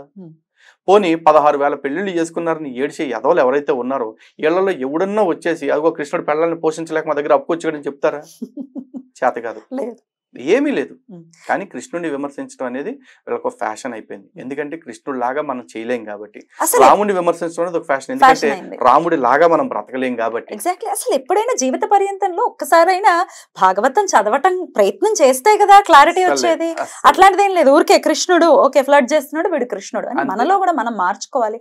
కృష్ణ అస్ఖలిత బ్రహ్మచారి ఆయనను పట్టుకుని ఎవడో దిక్కుమాలినాడు 2 అమ్మాయిలతో 3 అమ్మాయిలతో తిరిగితే వాడితో కృష్ణుడికి పోలికేమిటి? భాగవతంలో శ్రీకృష్ణ పరమాత్మ డైరెక్ట్ ఛాలెంజ్ చేస్తారండి, అస్ఖలిత బ్రహ్మచారిని అని చెప్పేసి. ఇన్ని పెళ్లిళ్ళు చేసుకుని ఇంత చేసి అని చెప్పేసి అంటే అంత ఛాలెంజ్ చేసి నిలబడగలిగాడు ఆయన కాబట్టి. సింబాలిక్ అందుకే పెంచం కూడా పెట్టుకొని ఉన్నాడు కదా. చదివితే తెలుస్తుంది, చదవకే ఇట్లాంటివి. రాముడు గురించి కూడా రాముడు కృష్ణుడు ఇట్లానే తిరుగుతుంది. రాముడు గురించి కూడా ఎప్పటికీ యుగాలు మారిపోతున్నా ఇంకా ఇంకా ఇంకా ఇంకా ఆయన గురించి జడ్జ్ చేసే వాళ్ళు ఉంటూనే ఉంటారు. మరి రాక్షసులు ఇంకా అవ్వలేదు కదా, వాళ్ళందరూ ఉన్నారు కదా. ఇంకా ఆయన క్యారెక్టర్ గురించి సీతమ్మ తల్లిని వదిలేశాడు. దీని గురించే మాట్లాడటం ఎట్లా చూడొచ్చు అనుకోవచ్చు. ఇట్లాంటప్పుడు అనిపిస్తుంది త్రేతాయుగంలో లంకలో అందరూ చచ్చిపోలేదు కదా, ఎవరో కొంతమంది 10-20 మంది బతికే ఉంటారు కదా. ఆ బతికిన వాళ్ళు వాళ్ళ ద్వారా వచ్చిన సంతానమే బహుశా ఇప్పుడు సెక్యులర్లను సూడో మేధావులు అయ్యి ఉంటారేమో అనిపిస్తూ ఉంటుంది ఇంట్లో మాట్లాడే వాళ్ళందరూ కూడా. ఎందుకంటే రాముడి మీద నిందేసే వాళ్ళందరికీ ఒకటే రీజన్, రాముడిలాగా మనం బతకలేము కాబట్టి రాముడి క్యారెక్టర్ మీద మచ్చేసేస్తే ఈ తప్పునే ఒప్పు కింద ప్రచారం చేసుకుందాం, ఆ ఒప్పుని తప్పుని ప్రచారం చేసేద్దాం అనుకుంటున్నారు, చేసేస్తున్నారు, అంతే తేడా. లేకపోతే రాముడు తన జీవితకాలంలో వీడికి అన్యాయం చేశాడు అని చెప్పడానికి ఎవరున్నారండి? ఒక్క స్టోరీ చెప్తారు, శంభూక వధ గురించి చెప్తారు. శంభూకుడు అనేవాడిని తపస్సు చేస్తున్నాడనో లేకపోతే వేదం చదువుతున్నాడనో రాముడు చంపేశాడని చెప్పేసి. రాజు బాధ్యత అది. ఎవడైతే ధర్మానికి విరుద్ధంగా ప్రవర్తిస్తాడో అలాంటి వాళ్ళని శిక్షించాలి రాజు బాధ్యత. ఆ రోజున శంభూకుడు అనేవాడు ఉగ్ర తపస్సు చేస్తా ఉన్నాడు. అందరిలాగా కూర్చొని సాత్విక తపస్సు చేసుకుంటా ఏదో ఓం నమ శివాయనో నమో నారాయణ శ్రీమాత్ర నమః అని తలుచుకుంటుంటే ఎవరు అబ్జెక్షన్ పెట్టేవాళ్ళు కాదు. కానీ ఉగ్రాచారంతో తల్లకిందులుగా చెట్టుకు వేలాడుతూ తపస్సు చేస్తూ రాముడు వచ్చి అడిగాడు, నువ్వు దేని గురించి తపస్సు చేస్తున్నావు అని అడిగితే సశరీరంగా దేవలోకాన్ని జయించాలని చేస్తున్నానని చెప్పేసి అన్నాడు. దేవలోకాన్ని జయించాలని చెప్పి చేస్తున్నానని చెప్పేసి అన్నాడు. ఏమంటే దేవలోకాన్ని జయించాలని చూసినందుకే అంతమంది రాక్షసుల్ని దునుమాడింది. మరి అలాంటప్పుడు దేవలోకాన్ని జయించాలనే సంకల్పంతో ఒక మానవ మాత్రుడు ట్రై చేస్తుంటే చంపుతారు కదా. అదే ఇక్కడ అతను అంటారు శంభూకుడు శూద్రుడు కాబట్టే అని చెప్పేసి. శంభూకుడు శూద్రుడు ఏంటి? అదే తపస్సు చేస్తున్న శబరి నీకు ఇక్కడ తపస్సుకి అంత యోగ్యంగా ఉందా? సమయానికి నీకు పళ్ళు నీళ్లు అన్ని దొరుకుతున్నాయా? నీకు వాతావరణం అనుకూలంగా ఉందా? అన్ని అడిగిన రామచంద్ర ప్రభు, తపస్సు చేసుకుంటున్న శబరికి పాదాభివందనం చేసిన రామచంద్ర ప్రభు, ఎంగిలి తిన్న రామచంద్ర ప్రభు ఒక శంభూకుడి విషయంలో మాత్రం చంపేస్తాడా? ఆలోచించరా? ఆలోచించరు. ఆ యుగాల్లో కూడా కులాలు మరి ఈ రోజు కులాల గురించి మాట్లాడతారండి. రాముడు మరి దాదాపు సంవత్సర కాలం పాటు వానరులు అందరితో కలిసి యుద్ధం చేశారు. వానరుల సహాయం తీసుకున్నారు, వానరులకు సహకరించారు ఆయన కూడా. మరి ఆ సందర్భంలో ఇప్పుడు సుగ్రీవుడిని నీదే కులమాయా అని అడగలేదే. ఆంజనేయ స్వామిని నువ్వు నా పక్కనే ఉంటావు, నీ కులం ఏంటో చెప్పు, ఫస్ట్ నా కాస్ట్ సర్టిఫికేట్ ఎంతో చూపించని చెప్పి అడగలేదు కదా. మరి కౌగిలించుకున్నారు కదా మొట్టమొదట. అదే విధంగా రాముడికి నిజంగా పని అవసరం లేకపోతే కులం అవసరం అనుకుంటే గనక సుగ్రీవుడు లాంటి వాడితే ఎందుకు, వాళ్ళని డైరెక్ట్ సపోర్ట్ అడిగేవాడిగా. వాళ్ళని తీసుకుని వెళ్తే రావణాసురుడు బాబు బాబు బాబు అని దండం పెట్టి ఇచ్చేసేవాడు. ఓడించాడు కాబట్టి తెలుసు కాబట్టి. మరి రాముడు ఏనాడు అట్లా అధర్మ పక్షం చేరలేదు కదండి. ఈ కుక్కమూత పిందులో వచ్చి ఈ రోజు రాముడిని జడ్జ్ చేస్తా ఉంటే దాన్ని ఏమంటారు, ఆకాశం మీద ఉమ్మేయటం అంటారు. మనం వాట్సాప్ లో కానీ లేకపోతే ఇన్స్టాగ్రామ్ లో మేజర్ గా చూస్తూ ఉంటే చదివిన కొన్ని కమెంట్స్ చూస్తుంటాం. మాకు రాముడు లాంటి భర్త వద్దు, రావణాసురుడు లాంటి అన్నయ్య కావాలి అని కమెంట్స్ చేయటం. అసలు ఎటుపోతుంది సమాజాన్ని, ఎటుపోతుంది యూత్? అసలు అట్లాంటి వాళ్ళకి తప్పేం కాదండి కోరుకునే వాళ్ళకి. ఎందుకంటే రావణాసురుడు లాంటి అన్నయ్య ఉన్నాడు అనుకోండి, కట్టుకున్న మొగుడిని చంపేసి ఊళ్ళో మగవాళ్ళందరినీ తిప్పుకోమని చెప్పి వదిలేస్తాడని ఆశేమో. అలా ఆశపడే వాళ్ళకి బహుశా అట్లాంటి అన్నయ్య కావాలేమో. మరి దొరుకుతాడు కూడా, అంతే దొరుకుతాడు కూడా. ఇక రావణాసురుడు గురించి కూడా వచ్చేసింది కదా టాపిక్. ఆయనను కూడా దళితుడిని చేసేసి, విశ్వసో బ్రహ్మ యొక్క పుత్రుడు అని మనం చదువుకోకుండా ఆయన దళితుడిని చేసేసి, దళితుడు కాబట్టి చంపేశాడు రాముడు అని అనటం, ఇట్లాంటివన్నీ చూస్తున్నాం. ఇక తమిళనాడులో కూడా ద్రవిడ సాంప్రదాయం ఇప్పటికీ ఉంది, ద్రవిడ కల్చర్ ఇంకా ఉంది కాబట్టి రావణాసురుడిని హీరోగా ప్రొజెక్ట్ చేయడం ఇప్పటికీ జరుగుతుంది. ఎలా చూస్తారు దీన్ని? ఒకటండి, అలాంటి వాళ్ళని చూస్తుంటే నాకేం పెద్ద వింతగా అనిపించదు. ఎందుకంటే కలియుగ లక్షణాలు చెప్పేటప్పుడు మనకి కలి గురించి చెప్పారు. కలిలో మంచి వాళ్ళందరూ కష్టాల పాలవుతారు, చెడు మంచి కింద ప్రచారం అవుతుంది అని చెప్పేసి చెప్పారు. కలియుగంలో ఇప్పుడు అదే జరుగుతుంది కదా. రావణాసురుని హీరో హీరో హీరో అని చెప్పేసి అంటున్నారు. ఎస్, రావణాసురుడు ముమ్మాటికి హీరోనే. ఎందుకంటే ప్రతి హీరో ఎవడో ఒక స్టోరీలో విలనే, ప్రతి విలను ఇంకొక స్టోరీలో విలనే, హీరోనే. అలాగే రావణాసురుడు కూడా, రావణాసురుడు మైండ్ సెట్ ఉన్న మనుషులు ఎవరైతే ఉంటారో వాళ్ళందరికీ హీరో అవుతాడు ఖచ్చితంగా. ఎందుకంటే ఈ రోజున లాడెన్ కూడా కొంతమందికి హీరో, దావుద్ ఇబ్రహీం కొంతమందికి హీరో, హిట్లర్ కొంతమందికి హీరో. అట్లాంటప్పుడు రావణాసురుడు హీరో అవటంలో పెద్ద వింత ఏం లేదు కదా. కాకపోతే రావణాసురుడి క్యారెక్టర్ గురించి ఒకసారి మనం చూసుకుందాం. రావణాసురుడు గొప్ప ప్రభు అని చెప్పేసి వీళ్ళు చెప్తారు. ఏ రకంగా గొప్ప ప్రభు? కార్తవీర్యార్జునుడి చేతిలో ఎరగతనుడు తన్నించుకుని జైల్లో పడుకుని ఉంటే వీళ్ళ తండ్రి విశ్రవస్ వచ్చేసి బతిమాలుకుని నాన్న మావోడే బాబు వదిలిపెట్టని అడిగితే అప్పుడు జైలు నుంచి బయటకు పడేసి పో బతికిపో అని చెప్పేసి జీవితాన్ని ముష్టేశాడు కార్తవీర్యార్జునుడు. ఆ తర్వాత యమధర్మరాజుతోటి ఒకసారి యుద్ధం జరిగితే యమధర్మరాజు బెండి తీసి గుండు గీయబోతే బ్రహ్మదేవుడు వచ్చి బాబా వద్దు, విష్ణుమూర్తి పుట్టి ఆయన్ని సంహరించడం అంతా వరం ఇచ్చా, నేను నా వరం పోద్ది వదిలేసే అని అడిగితే యమధర్మరాజు అప్పుడు మాయమైపోయారు అక్కడి నుంచి. ఆ తర్వాత ఇంద్రుడు ఒకసారి రావణాసురుడిని కుక్కను కొట్టినట్టు కొడితే, ఎందుకంటే ఇప్పుడు ఆయన హీరో అనుకునే వాళ్ళు ఉన్నారు కాబట్టి వాళ్ళకి చెప్తున్నాను, మీ మనోభావాలు మట్టగడిసలు అయిపోయినా మాకు సంబంధం లేదు. రావణాసురుడు ఉండేవాడిని ఇంద్రుడు కుక్కను కొట్టినట్టు కొడితే ఏడవలేక కొడుక్కి మొరబెట్టుకుంటే కొడుకైన ఇంద్రజిత్ వచ్చేసి ఇంద్రుడితో యుద్ధం చేశాడు. మేఘనాథుడు వచ్చి ఇంద్రుడితో యుద్ధం చేసి ఇంద్రుడి మీద గెలిచాడు. అది ఎవడు గొప్పతనం? కొడుకు పోరాడితే బతికిపోయిన ప్రాణం అది. ఆ తర్వాత వాలి, ఇక తెలిసిందే, 3 సార్లు సంధ్యావందనం చేశాడు, మొత్తం 3 సముద్రాల్లో తిప్పేశాడు, అయిపోయింది. ఆ 3 సముద్రాల్లో వాలి ఉద్దేశపూర్వకంగా తిప్పాడు అనుకుంటారేమో. ఈడొచ్చేసి వాలి తోకలో ఇరుక్కుపోయిన విషయం వాలి కనిపెట్టలేనంత స్థితిలో ఉన్నాడు. వాలి కనీసం తెలియని కూడా తెలియలా. అంటే ఈడు వాలి దృష్టిలో ఎంత అల్పుడో చూడండి. ఇలాంటి వాడిని పట్టుకుని వీళ్ళు తోపు తురుమంటారు. ఇక ఇడు గొప్ప అన్నయ్య అని చెప్తారు. ఇడు గొప్ప అన్నయ్య అయితే గనక సొంత చెల్లెల భర్తని ఎందుకు చంపాడండి? చెల్లెల భర్తనే ఎందుకు చంపాడు? విద్యుజ్జహుడిని చంపింది ఎవరు? రావణాసురుడు కదా. ఉద్దేశపూర్వకంగానే చంపాడు కదా. ప్రమాదవశాత్తు చచ్చిపోతే పోన్లేరా బాబు అనుకోకుండా జరిగిపోయింది అని చెప్పేసి అనుకోవచ్చు. పోని ఇంకో మాట చెప్తారు, మొత్తం దిక్పాలకులందరూ కూడా రావణాసురుడి పాదాక్రాంతం అని చెప్పి చెప్తారు. అందరూ పాదాక్రాంతం అయినప్పుడు ఎవడికి చెప్పి అరే మా బావ ప్రాణం వదిలేసే కాసేపు అని చెప్పేసి అడగొచ్చుగా. ఎందుకు అడగలే? వీడి వల్ల ఏమీ కాదు. వీడు సీతను ఎత్తుకొస్తానికి కూడా చెల్లెల మీద ప్రతీకారంతో, చెల్లెలు అవమానించారన్న ప్రతీకారంతో ఎత్తుకొచ్చాడు కాబట్టి అని చెప్పి అంటారు. ఏమీ లేదు, తన కామం కదా. రామాయణంలో ఈ శూర్పణకి వెళ్ళిపోయి వాళ్ళ అన్నకి చెప్పింది ముక్కు చెవులు కోసేశారంటే అసలు పట్టించుకోడు.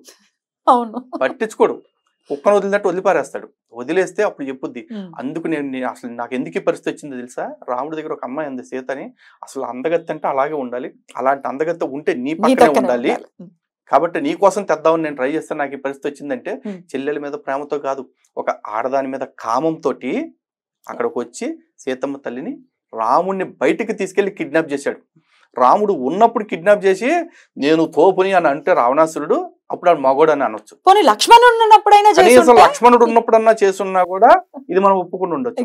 ఇద్దరిని బయటికి పంపించేసి ఒక చేతగాని నపుంసకుల్లాగా వచ్చి సీతమ్మని తీసుకెళ్లిపోయి పెద్ద మగోడిని ఇవాళ బీరాలు బలికితే ఎవడక లెక్కండి.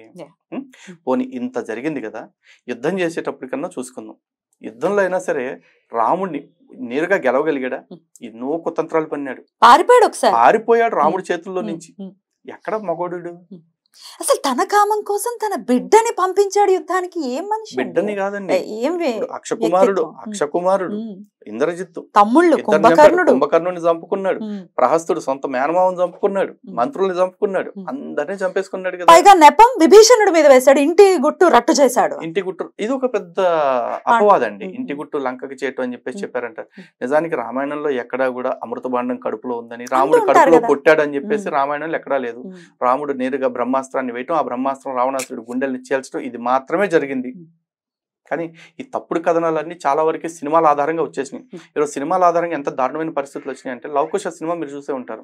లవకుశ సినిమాలో జరిగిన ఏ ఘట్టం కూడా అంటే వీళ్ళు లవకుశులు ఆ గుర్రాన్ని యాగాస్వాన్ని ఆపటము, ఆ తర్వాత లక్ష్మణుడు భరతుడితో యుద్ధం చేయటము, తర్వాత రాముడు నేరుగా యుద్ధానికి రావటం, ఇవేవి జరగలేదండి రామాయణంలో.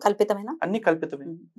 ఎక్కడెక్కడో ఎవరెవరో తీసుకొచ్చిన అడవి రామాయణాలన్నీ తీసుకొచ్చేసి ఇదే సినిమా అని చెప్పి తీసేశారు. మన వాళ్ళు అదే నిజం అనుకుని ఇప్పటికీ నమ్ముతున్నారు. పుస్తకాల ప్రభావం కూడా ఉందండి. ఇప్పుడు అథెంటిక్ గా మనం మాట్లాడుకోవాలంటే వాల్మీకి రామాయణం మాత్రమే మాట్లాడుకోవాలి, ఇంకా వేరే ఏదైనా మాట్లాడాల్సిన అవసరం లేదు. ఆల్రెడీ ఇచ్చేసారు. మళ్ళీ వీళ్ళ ఊహకు అందినటువంటి అన్ని క్యారెక్టర్స్ ని తీసుకురావటం, దాన్ని ఇంప్రవైజ్ చేయటం, ఒక ఇతిహాసం, దానికి ఇంప్రవైజేషన్ ఏంటి? నాకు భయానకంగా అనిపించినటువంటి అంశం అండి, రామాయణం విషవృక్షం అని రాశారు ఒకరు. భయానకంగా, అసలు ఆ పేరు వినంగానే భయానకంగా అనిపించింది. అది మీకు చూసారా? చదివే ప్రయత్నం చేశారా?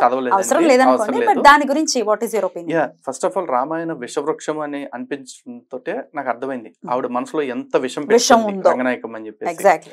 ఆ తర్వాత ఒక ఇంటర్వ్యూలో చూసినప్పుడు ఆవిడ నాకు అర్థమైంది ఆవిడ నాస్తికురాలుగా మారడానికి కారణం ఏంటంటే వాళ్ళ తల్లిదండ్రులు అందరూ కూడా మంచి భక్తి పరులే, బాగా పూజలు చేసేవాళ్ళు, అన్ని చేసేవాళ్ళు. ఈవిడికి చిన్నప్పటి నుంచి ఏదో నేత్ర సమస్య ఉంది. అంత పూజలు చేసేవాళ్ళు ఇంట్లో పుట్టిన నాకు ఎటువంటి దేవుడు అనేవాడు ఉంటే ఇట్లాంటి సమస్యని ఇస్తాడా అని ఆలోచించిందట. అంటే ఈ జన్మలో నీ తల్లిదండ్రులు పూజలు చేస్తే గత జన్మలో నువ్వు పాపం చేసావు, నీ తల్లిదండ్రులు పాపం చేసుకున్నారో, లేకపోతే ఏదైనా కర్మ బాకీ ఉందేమో తెలియదు కదా. పూజ చేస్తే నీకు కష్టం రాదు. పోనీ నువ్వు దేవుడిని నమ్మట్లేదు, నాస్తికురాలుగా ఉన్నావు, పోనీ నీ కళ్ళు వచ్చేసి రాలేదు కదా. అంటే మన వ్యక్తిగత అవసరాల కోసం మతం మారటం ఎంత చండాలం, ఎంత నీచమో, అలాగే మనకేదో లోపం కల్పించాడన్న నెపంతో దేవుడిని విడిచిపెట్టడం, భగవంతుడి మార్గం నుంచి పక్కకి జరగటం కూడా అంతకంటే నీచమైన విషయమే. డెఫినెట్లీ. అది వదిలేసి, తన వ్యక్తిగతం వదిలేసి ఇట్లా రామాయణం విషవృక్షం అని ఇంకా ఎంత విషం నాటే ప్రయత్నం చేయడం. అదేంటున్నాను, అంత మనసులో విషం పెట్టుకుని విశ్వనాథ సత్యనారాయణ వారు రామాయణ కల్పవృక్షం రాశారు కాబట్టి దానికి కౌంటర్ గా రామాయణ విషవృక్షం అని పేరు పెట్టేసి రాసేసి నేనేదో పొడిచేసాను, పీకేశాను అంటే ఈ రోజు నీకు వచ్చిన, నీ రామాయణానికి వచ్చిన ఆదరణ చూపిస్తుంది నువ్వు చేసింది ఎంత మంచి పని అనేది.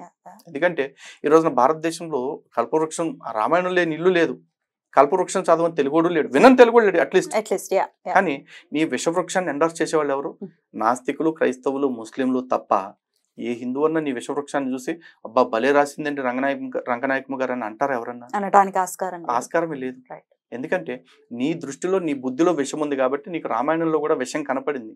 లేకపోతే నిజంగా రామాయణం అమృత వృక్షం, కల్పవృక్షం. అది డెఫినెట్లీ రకరకాల, ఇంకా ఇట్లా రకరకాల పుస్తకాలు వచ్చాయి. లలిత్ గారు, మీ ఇంటర్వ్యూస్ చూస్తూ ఉంటారు, మీరు చాలా మందికి సుపరిచితులే. అయితే ఒకసారి అయినప్పటికీ మీరు ఏం చేస్తూ ఉంటారు? మీరు ఈ సంస్థనైతే స్థాపించి సనాతన ధర్మాన్ని పరిరక్షించేటటువంటి పనిలోనే ఉన్నారు. Other than that what do you do? అంటే ఇంతకు ముందు 2021 వరకు కూడా ప్రింటింగ్ ప్రెస్ ఉండేదండి. అయితే ప్రింటింగ్ ప్రెస్ కొన్ని కారణాల రీత్యా ఆపేశాను. అంటే పార్ట్నర్షిప్ లో ఉండేది, నేను మా పార్ట్నర్కి వదిలేసి నేను బయటకు వచ్చేసాం. అంటే పెద్ద రీజన్స్ ఏం లేవు. లేబర్ మొత్తం, అంటే వర్కర్స్ ఎవరైతే ఉంటారో వాళ్ళు మొత్తం కూడా నాన్ హిందూస్ ఎక్కువ మంది ఉంటున్నారు.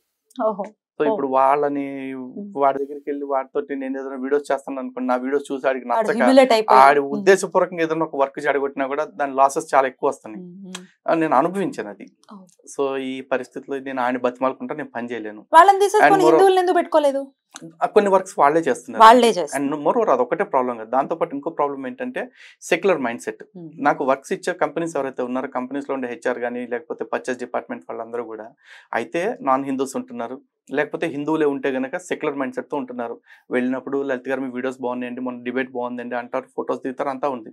నెక్స్ట్ మాత్రం వర్క్లు వేరే వాళ్ళకి ఇస్తూ ఉంటారు. అంటే మా కంపెనీలో యాక్చువల్లీ సబార్డినేట్ ఒకడు ఉన్నాడండి, వాడు కొంచెం ఫీల్ అవుతున్నాడు మీరు వస్తే అది ఇది అని చెప్పేసి అంటే, ఇప్పుడు వాడు ఫీల్ అవుతున్నాడు అంటే వాడిని సాటిస్ఫై చేయడానికి నేను పని మానేయాలా, లేకపోతే వీడిని సాటిస్ఫై చేయడం కోసం నేను పని మానేయాలా? నాకు ఏది అవసరం లేదు.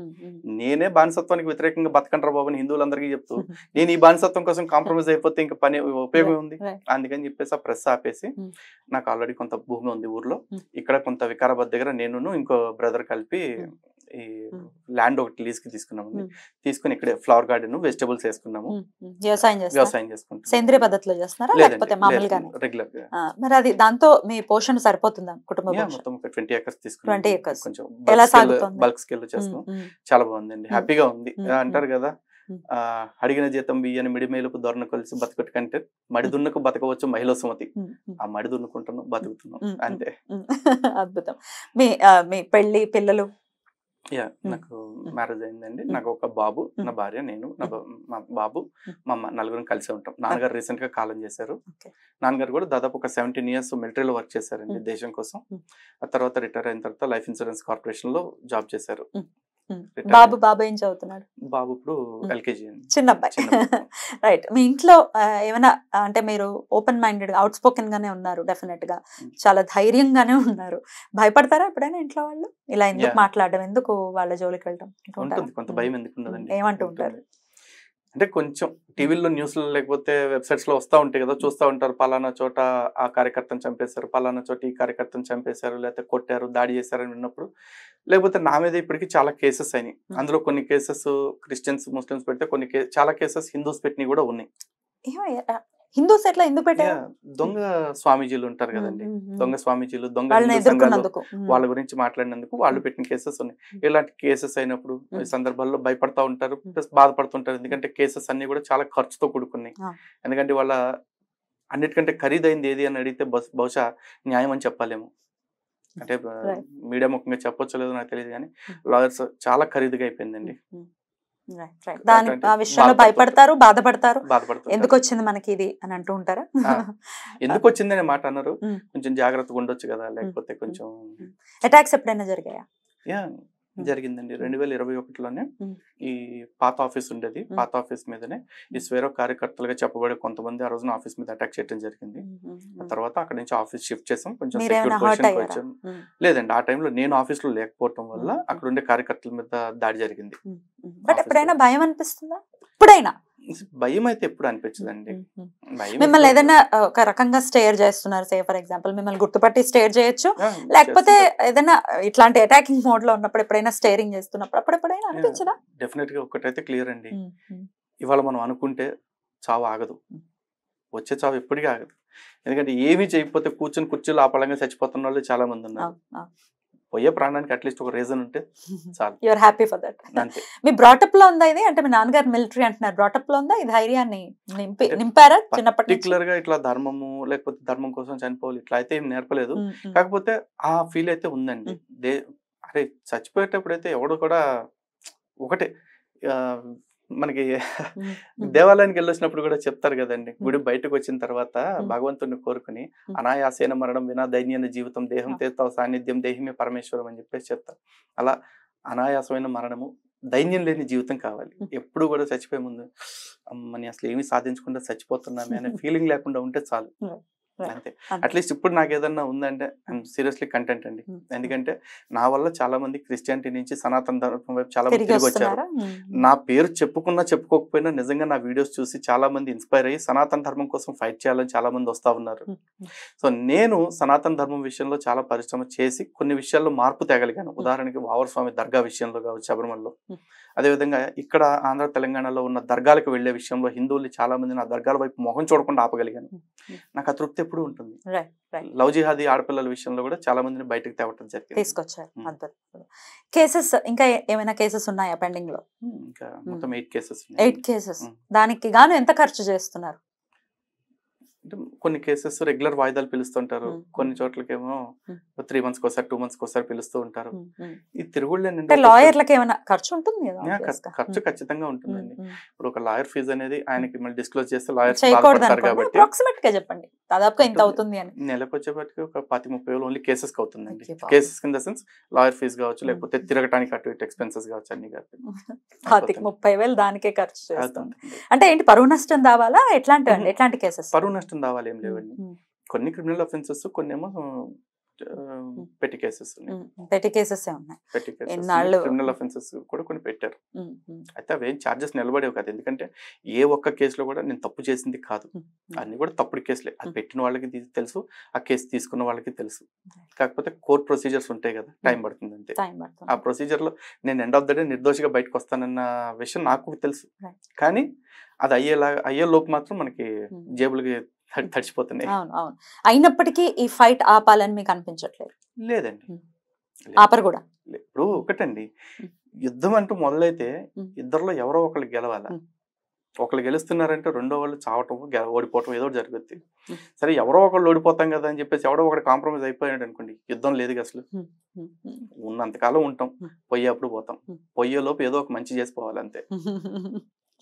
ఇంత అనర్గళంగా శ్లోకాల విషయంలో కానీ ఇతిహాసాల గురించి చెప్పే విషయంలో ఎక్కడ మీరు తడబడట్లేదు.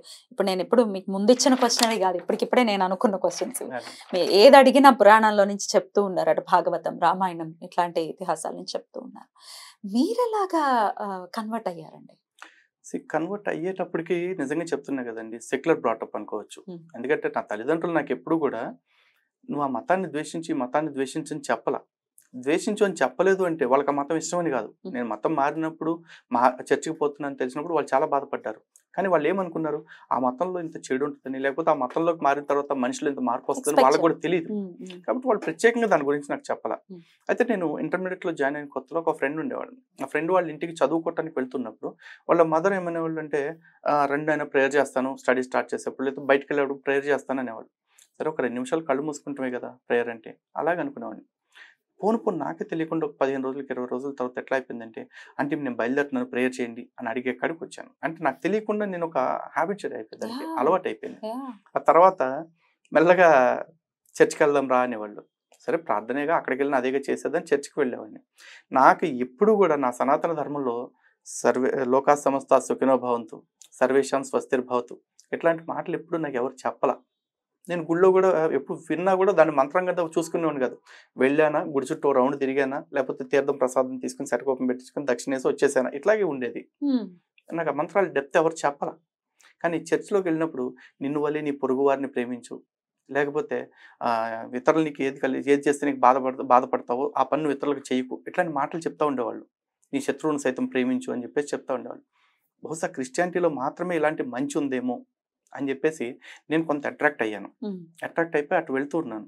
వెళ్ళిన తర్వాత కొద్ది రోజులకి నాకే తెలియకుండా హిందూ దేవుళ్ళని ఏవగించుకోవటం, తిట్టడం లాంటివి కూడా చేసేస్తున్నాను. నాకు తెలియదు యాక్చువల్లీ.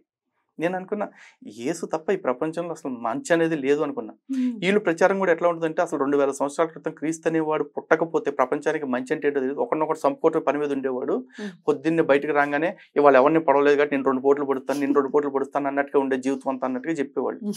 అసలు యేసుకు ముందు ప్రపంచంలో ప్రేమ అంటే లేదన్నట్టుగా మాట్లాడతారు. కానీ అసలైన ప్రేమ ఏంటి అనేది సనాతన గ్రంథాలని చదివినప్పుడు, భగవద్గీతను చూసినప్పుడు నాకు అర్థమైందండి. శ్రీకృష్ణుడు ఎంత బాధ్యత కలిగిన వ్యక్తి అంటే, అర్జునుడు అనే అతని గురించి ఇందాక చెప్పాను. ఒక అహంకారము, మమకారము రెండింటికి బందీ అయిపోయి యుద్ధాన్ని మానేద్దాం అనుకున్న వ్యక్తికి ధర్మాన్ని పూర్తి స్థాయిలో బోధించడం కాదు, కృష్ణుడు నువ్వు మూసుకున్నాన్ని సంపరా అంటే చంపేసే అంత భక్తుడు అర్జునుడు. కానీ కృష్ణుడి అంతా చెప్పిన తర్వాత కూడా యథేచ్ఛసి తదాకురు, నీకు నేను చెప్పాల్సింది నేను చెప్పాను, నీకు మంచి అనిపించింది నువ్వు చెయ్యి అన్నాడు. ఏమండి బైబిల్లో అలా చెప్పలేదే. యేసుక్రీస్తు స్వయంగా చెప్తాడు, మరియు నేను తమను ఏలుటకు ఇష్టం నా శత్రువులను నా యొద్దకు తీసుకొచ్చి నరికేయండి అని చెప్పేసి చెప్తాడు. యెహోవా అంతే, నన్ను తప్ప వేరే దేవుడిని ప్రార్థిస్తానికి రమ్మంటే ఆడిని చంపేసి నరికేసి అని చెప్పేసి చెప్తాడు. అదే భగవద్గీతలో స్వామి ఏం చెప్తున్నారు, ఏదేమం ప్రపద్యంతే తాం తదైవ భజామ్యహం మమ వర్తమాన వర్తంతే మనుష్య పార్థ సర్వశ.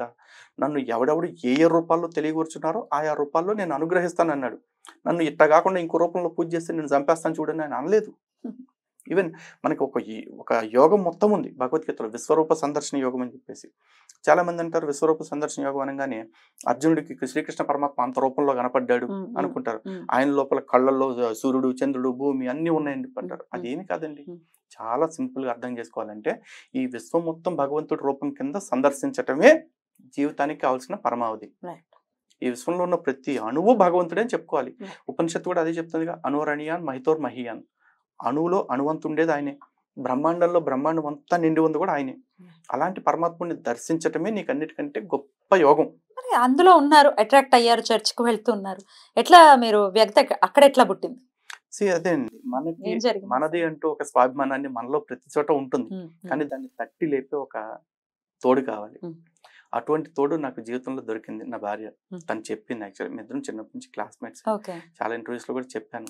తన కారణంగానే నాకు ఈ ప్రేరణ తను చెప్పడం వల్లే. అందుకే ఈ రోజు కూడా నేను ఇంత ధైర్యంగా ధర్మం కోసం పనిచేయగలుగుతున్నానంటే తన బ్యాకింగ్ ఉండబట్టే. దాని తర్వాత మళ్ళీ వెనక్కి వచ్చి బాప్టిజం తీసుకున్నారా మీరు? తీసుకున్నారు. ఈ తిరుపతిలో ఒకసారి కొండపైన మత ప్రచారం చేసిన పాస్టర్ ఉన్నాడు కదా, మొండితోక సుధాకర్, అతని దగ్గర బాప్టిజం తీసుకున్నాను. ఎట్లా ఉంటుందండి ప్రాసెస్ బాప్టిజం తీసుకోవడం అంటే? ఏమి ఉండదండి, కొన్నాళ్ళు చర్చికి వెళ్తున్నామా, తీసుకెళ్ళిన తర్వాత ఎవరన్నా విదేశీయులు వచ్చినప్పుడు వాళ్ళ ముందు షో ఆఫ్ కోసం అని చెప్పేసి ఒక్కసారి నీళ్ళలో ముంచి లేపుతారు. మామూలుగా మనకి పుష్కరాలు ఏం చేస్తామంటే మనం ముందుకు మునుగుతాం, ఇట్లా ముక్కు మూసుకుని, వాళ్ళు వెనక్కి ముంచుతారు. అంతే తేడా, వాళ్ళే ముంచుతారు. ఎందుకంటే ఇక్కడ మనం స్వచ్ఛందంగా మునిగి లేస్తాము, అక్కడ వాళ్ళు ఏం చేస్తారంటే ముంచి లేపుతారు అనమాట. తర్వాత ఏమైనా మాల లేయటం అట్లాంటివి ఏమైనా ఉంటాయి? అవి అంటే కాథలిక్స్ లో ఉంటాయి. దాని తర్వాత ఇంకా పరిపూర్ణంగా ఇంకా క్రిస్టియన్ లాగా కన్సిడర్ చేస్తారు. ఓకే. దాని తర్వాత బయటకు వచ్చినప్పుడు ఏం చేశారు? ఏమైనా చేశారా? బయటకు వచ్చిన తర్వాత కూడా నా పని నేను చేసుకుంటూనే ఉన్నాను. కొంతకాలం తర్వాత నాకు సంఘంతో పరిచయం ఏర్పడింది. ధర్మ జాగరణ విభాగంలో కార్యకర్తగా చేరానండి. చేరిన తర్వాత అచిరకాలంలోనే నాకు అక్కడ కొంచెం పెద్ద బాధ్యతలు అప్పచెప్పారు. ఆ బాధ్యతలు జాగ్రత్తగా చేసుకుంటూ ఉన్నాను. ఆ తర్వాత కొంచెం సరిపడక నా భావజాలానికి వాళ్ళకి, ఎందుకంటే నేను అక్కడ అనుభవించి వచ్చాను కదా క్రిస్టియానిటీలో, సో నాకు కొంచెం అగ్రెషన్ ఎక్కువ ఉండేది క్రిస్టియానిటీ అంటే. సో వాళ్ళ విషయంలో నేను నడుచుకుంటున్న విధానం సంస్థకి కాస్త ఇబ్బంది కలిగిస్తూ ఉంది కాబట్టి నేను బయటకు వచ్చి స్వచ్ఛందంగా హిందూ జనశక్తి అనేది స్టార్ట్ చేయడం జరిగింది. అయితే ఇప్పుడు మీరు ఫస్ట్ లో అయితే ప్రేమించు ప్రేమించు ప్రేమించు అని విన్నారు క్రిస్టియానిటీ, కొంచెం లోపలికి వెళ్ళిన తర్వాత చంపు అని వినినప్పుడు what was your exact expression? ఇది నేను చెప్తున్న మాట కాదండి, ప్రపంచంలో చాలా మంది క్రైస్తవ మేధావులు, మాజీ క్రైస్తవ మేధావులు చెప్పిన మాటే. బైబుల్ ఎవరైతే పాస్టర్ నోట్ నుంచి వింటాడో వాడు క్రిస్టియన్ గా మారుతాడు. బైబుల్ ఎవడైతే స్వయంగా చదువుతాడో వాడు క్రైస్తవ్యం నుంచి బయటకు వచ్చేస్తాడు. So clear. సో మీరు చదివారు? నేను చదివి బయటకు వచ్చారు. ఓకే. బయటకు వచ్చేసినప్పుడు ఇంకేమైనా మిమ్మల్ని మీకు మరి బాప్టిజం ఇచ్చిన వాళ్ళు మీతో మాట్లాడటం ఇట్లాంటివి ఏమైనా జరిగాయా? అంటే వాళ్ళు బాప్టిజం ఇచ్చిన వాళ్ళు అయితే మాట్లాడలేదు, ఎందుకంటే వాళ్ళు వేరే ఊరు కాబట్టి. తర్వాత నాతో ఫ్రెండ్ సర్కిల్ ఎవరైతే ఉన్నారో నా ఫ్రెండ్స్, లేకపోతే నేను ఇందాక చెప్పాను కదా ఒక ఆంటీ మాకు ప్రేయర్ చేసేవాళ్ళు అని చెప్పేసి, వాళ్ళ ఇంట్లో ఉండే అక్క వాళ్ళందరూ ఫోన్స్ చేసి అడిగారు, ఎందుకు ఇంత మంచి బిలీవర్ గా ఉండేవాడు, ఎందుకు ఇలా వెళ్ళిపోయావు, ఎందుకు ఇట్లాంటి వీడియోస్ మాట్లాడుతున్నావు, నువ్వు ప్రభుకి రోజు రోజు దూరం అయిపోతున్నావు అని చెప్పేసి కొన్నాళ్ళు బాధపడ్డారు. తర్వాత ఇంకా వాళ్ళు కూడా ఫోన్ చేయడం మానేశారు. బట్ వాళ్ళకి మీ ఆన్సర్ నేను తెలుసుకున్నదే, నేను నమ్మిందే, నేను చదివిందే మాట్లాడుతున్నాను. నేను అబద్ధాలు ఏం మాట్లాడలే. ఇప్పటి నేను అప్పుడు వాళ్ళకి చేసిన ఛాలెంజ్ ఇప్పుడు కూడా మళ్ళీ చేస్తా ఉన్నాను క్రైస్తవులందరికీ కూడా.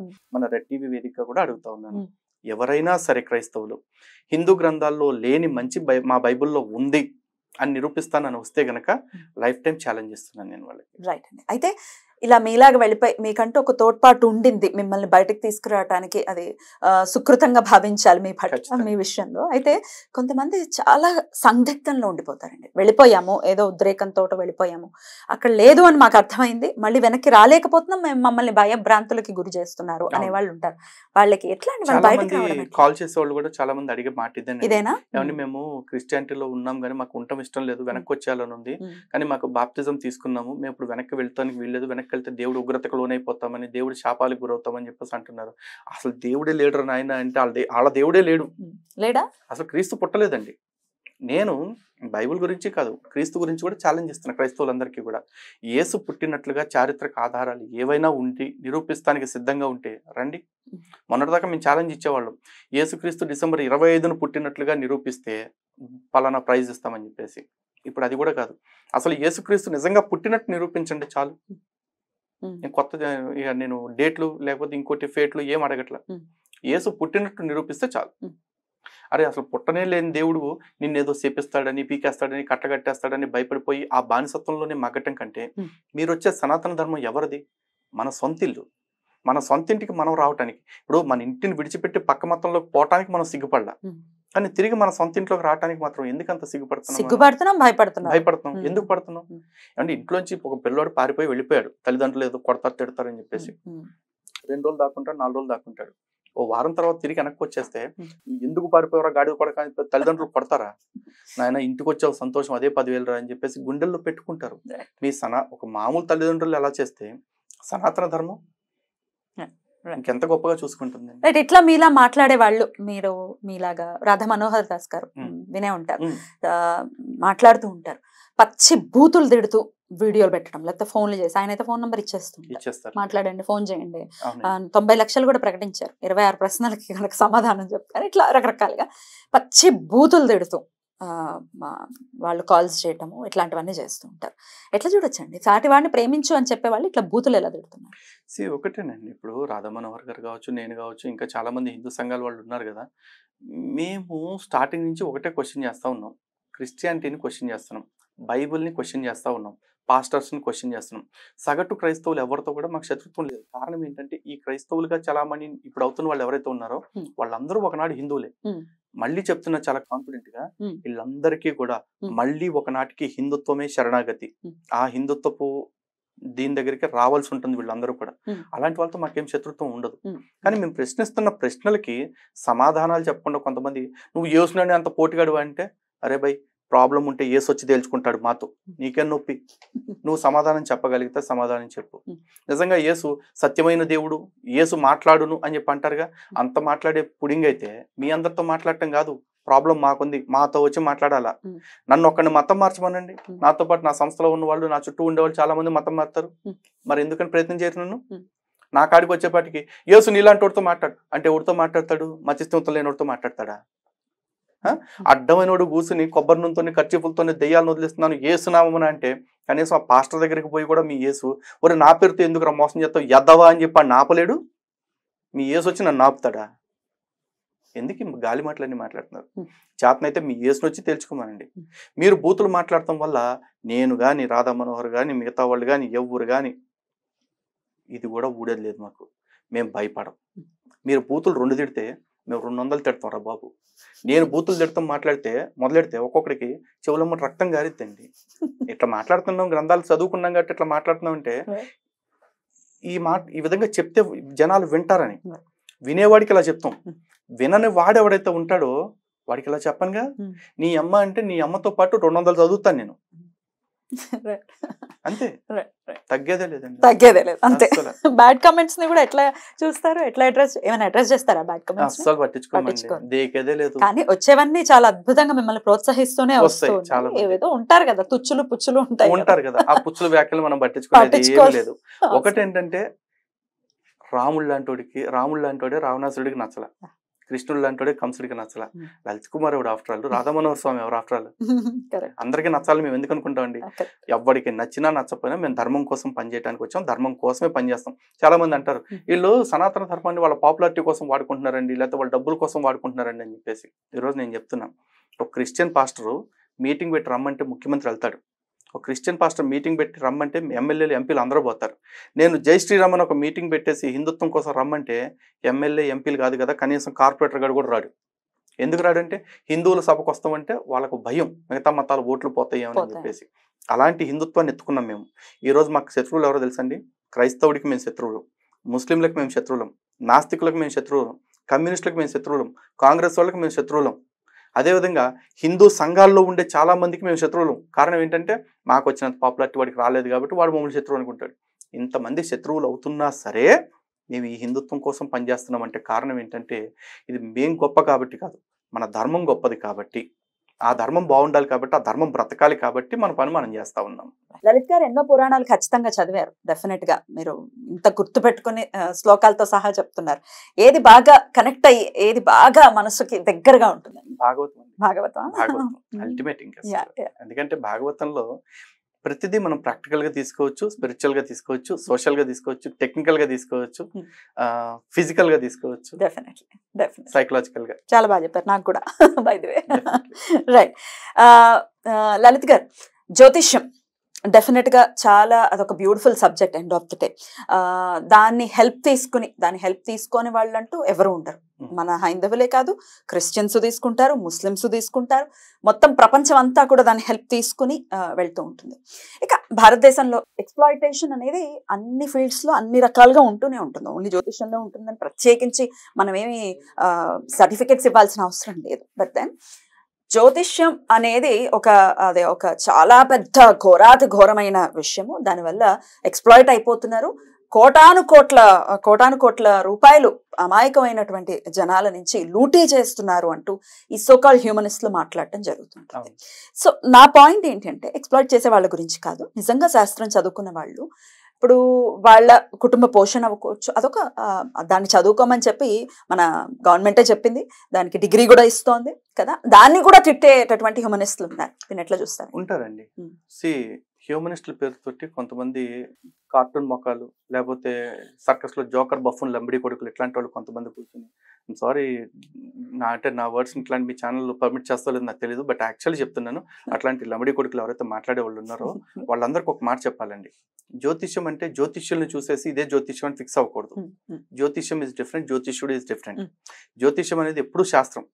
ఆ శాస్త్రం ఎట్లా ఉంటుంది అంటే ఖగోళము, గణితము, భూగోళము, అంటే ఆస్ట్రానమీ, మ్యాథమెటిక్స్ అండ్ జియోగ్రఫీ, ఇట్లాంటి వాటి అన్నిటి యొక్క మేలు కలయిక. దాన్ని ఆధారంగా చేసుకుని కొన్ని వందల వేల సంవత్సరాల నుంచి, ఇంకా చెప్పాలంటే లక్షల సంవత్సరాలు నమ్మేవాళ్ళు పరిశోధన చేస్తూ ఇప్పటికి కూడా క్యాలెండర్లో గ్రహణాలు ఎప్పుడు వస్తాయి, కాలాలు ఎప్పుడు మారుతాయి, ఋతువులు ఎప్పుడు ఏర్పడతాయి, తుఫాన్లు ఎప్పుడు వస్తాయి, భూకంపాలు ఎప్పుడు వస్తాయి, ఇలాంటి ప్రకృతి విపత్తులు అన్నిటి గురించి చెప్తూ ప్రజలందరినీ అప్రమత్తం చేస్తూ ఉండి ప్రజలకు ఎన్నో మేళ్లు చేస్తూ ఉన్నారు. ఈ రోజున పెళ్లిళ్ళు ముహూర్తాలు అనగానే ముహూర్తం ప్రకారం పెళ్లి చేయకపోతే విడిపోతారా, చచ్చిపోతారా అంటారు. బాబు, ముహూర్తం ప్యాటర్న్ అది కాదు. ముహూర్తం ఎందుకు పెడతారంటే, పూర్వ రోజుల్లో ఇంత టెక్నాలజీ లేదు.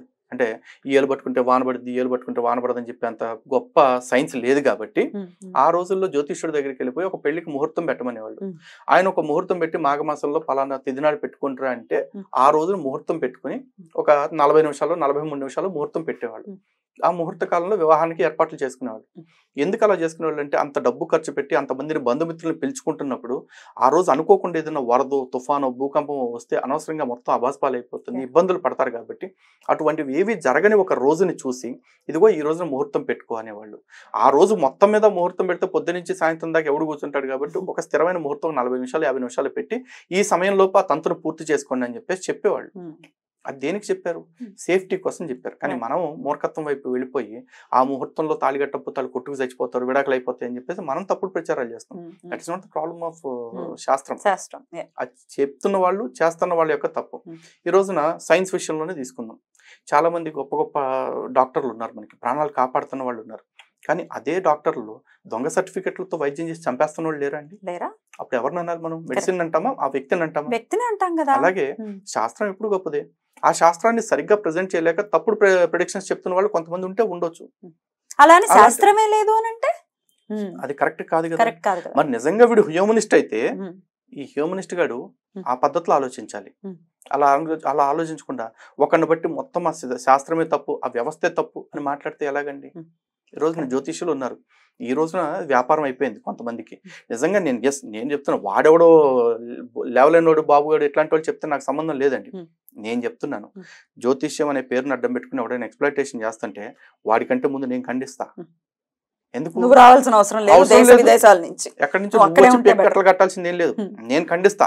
ఎందుకంటే నా హిందువుల్ని పరాయి మతంలోకి పోకుండా కాపాడుకోవాలని తాపత్రయపడతాను. నేను స్వధర్మంలో నా హిందువులకి ఎవడో అన్యాయం చేస్తుంటే నేను చూస్తా, ఎందుకు కూర్చుంటా? నేను బరాబర్ ఖండిస్తా. అలా ఖండించిన వాళ్ళలో ఈ దొంగ స్వాముల గురించి ఖండించి పెట్టించుకున్న కేసులు చాలా ఉన్నాయి. రైట్. అయితే ఇప్పుడు జ్యోతిష్కులు రకరకాల రెమెడీస్ చెప్తుంటారు, అందులో ఎటువంటి సందేహం లేదు. ఈ పూజ చేసుకోండి, లేకపోతే ఈ గుడికి వెళ్ళండి, లేకపోతే ఇది చేసుకోండి, లేకపోతే ఖర్చు లేకుండా చాంట్ చేసుకోండి, ఇట్లా రకరకాల ఎవరి పంధా వాళ్ళది చెప్తూ ఉంటారు. దాని ద్వారా ఇప్పుడు ఏదైనా పూజ చెప్తే దాని అనుసంధానంగా పూలు అమ్ముకునేవాడు బ్రతుకుతున్నాడు, పూజ స్టోర్స్ ఉన్నవాడు బ్రతుకుతున్నాడు, ట్రాన్స్పోర్ట్ వాళ్ళు బ్రతుకుతున్నారు అక్కడి నుంచి తీసుకొచ్చి. ఇట్లా ఒక దాంతో చాలా మంది రిలేట్ అయ్యి ఉండి బ్రతుకుతూ ఉన్నారు దాన్ని. నువ్వు దాని లేదు దాన్ని తీసేయనంటే వీళ్ళందరినీ ఎవడు పోషిస్తాడు? నువ్వు పోషిస్తావా? కూర్చొని ఈ చిల్లరగాళ్ళు అందరూ మాట్లాడేవన్నీ ఇట్లాగుంటాయండి. హిందువులు పెళ్లిళ్ళు చేసుకుంటుంటే కూడా ఆ పెళ్లిళ్ళు కన్నా లక్షల డబ్బులు వృధా చేస్తారా అని చెప్పి మాట్లాడతారు. ఫస్ట్ ఆఫ్ ఆల్ వృధా ఏంటండి? ఎవరికి పెట్టుకుంటున్నావు? ఇప్పుడు ఒక పెళ్లిలో 10 లక్షలు ఖర్చు పెట్టి పెళ్లి చేస్తున్నాడు అనుకోండి, వీళ్ళు చాలా మంది అంటారు ఇదంతా కూడా బ్రాహ్మణులు బ్రతకడం కోసం పెట్టుకునే వ్యవస్థలండి అని చెప్పేసి. ఓకే, పెళ్లికి 10 లక్షలు ఖర్చు అవుతుంది అనుకుందాం. 10 లక్షల్లో బ్రాహ్మణుడికి ఇచ్చేది ఎంత? 10,000, 25,000.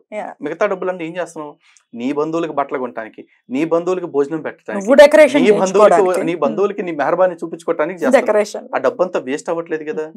నువ్వు బట్టలు కొనడానికి బట్టలు కొంటే బట్టల షాపుడు బాగుపడుతున్నాడు, ఆ బట్టల షాపుడు ద్వారా నేత కార్మికులు బాగుపడుతున్నారు, సప్లయర్స్ బాగుపడుతున్నారు, మెటీరియల్ సప్లయర్స్.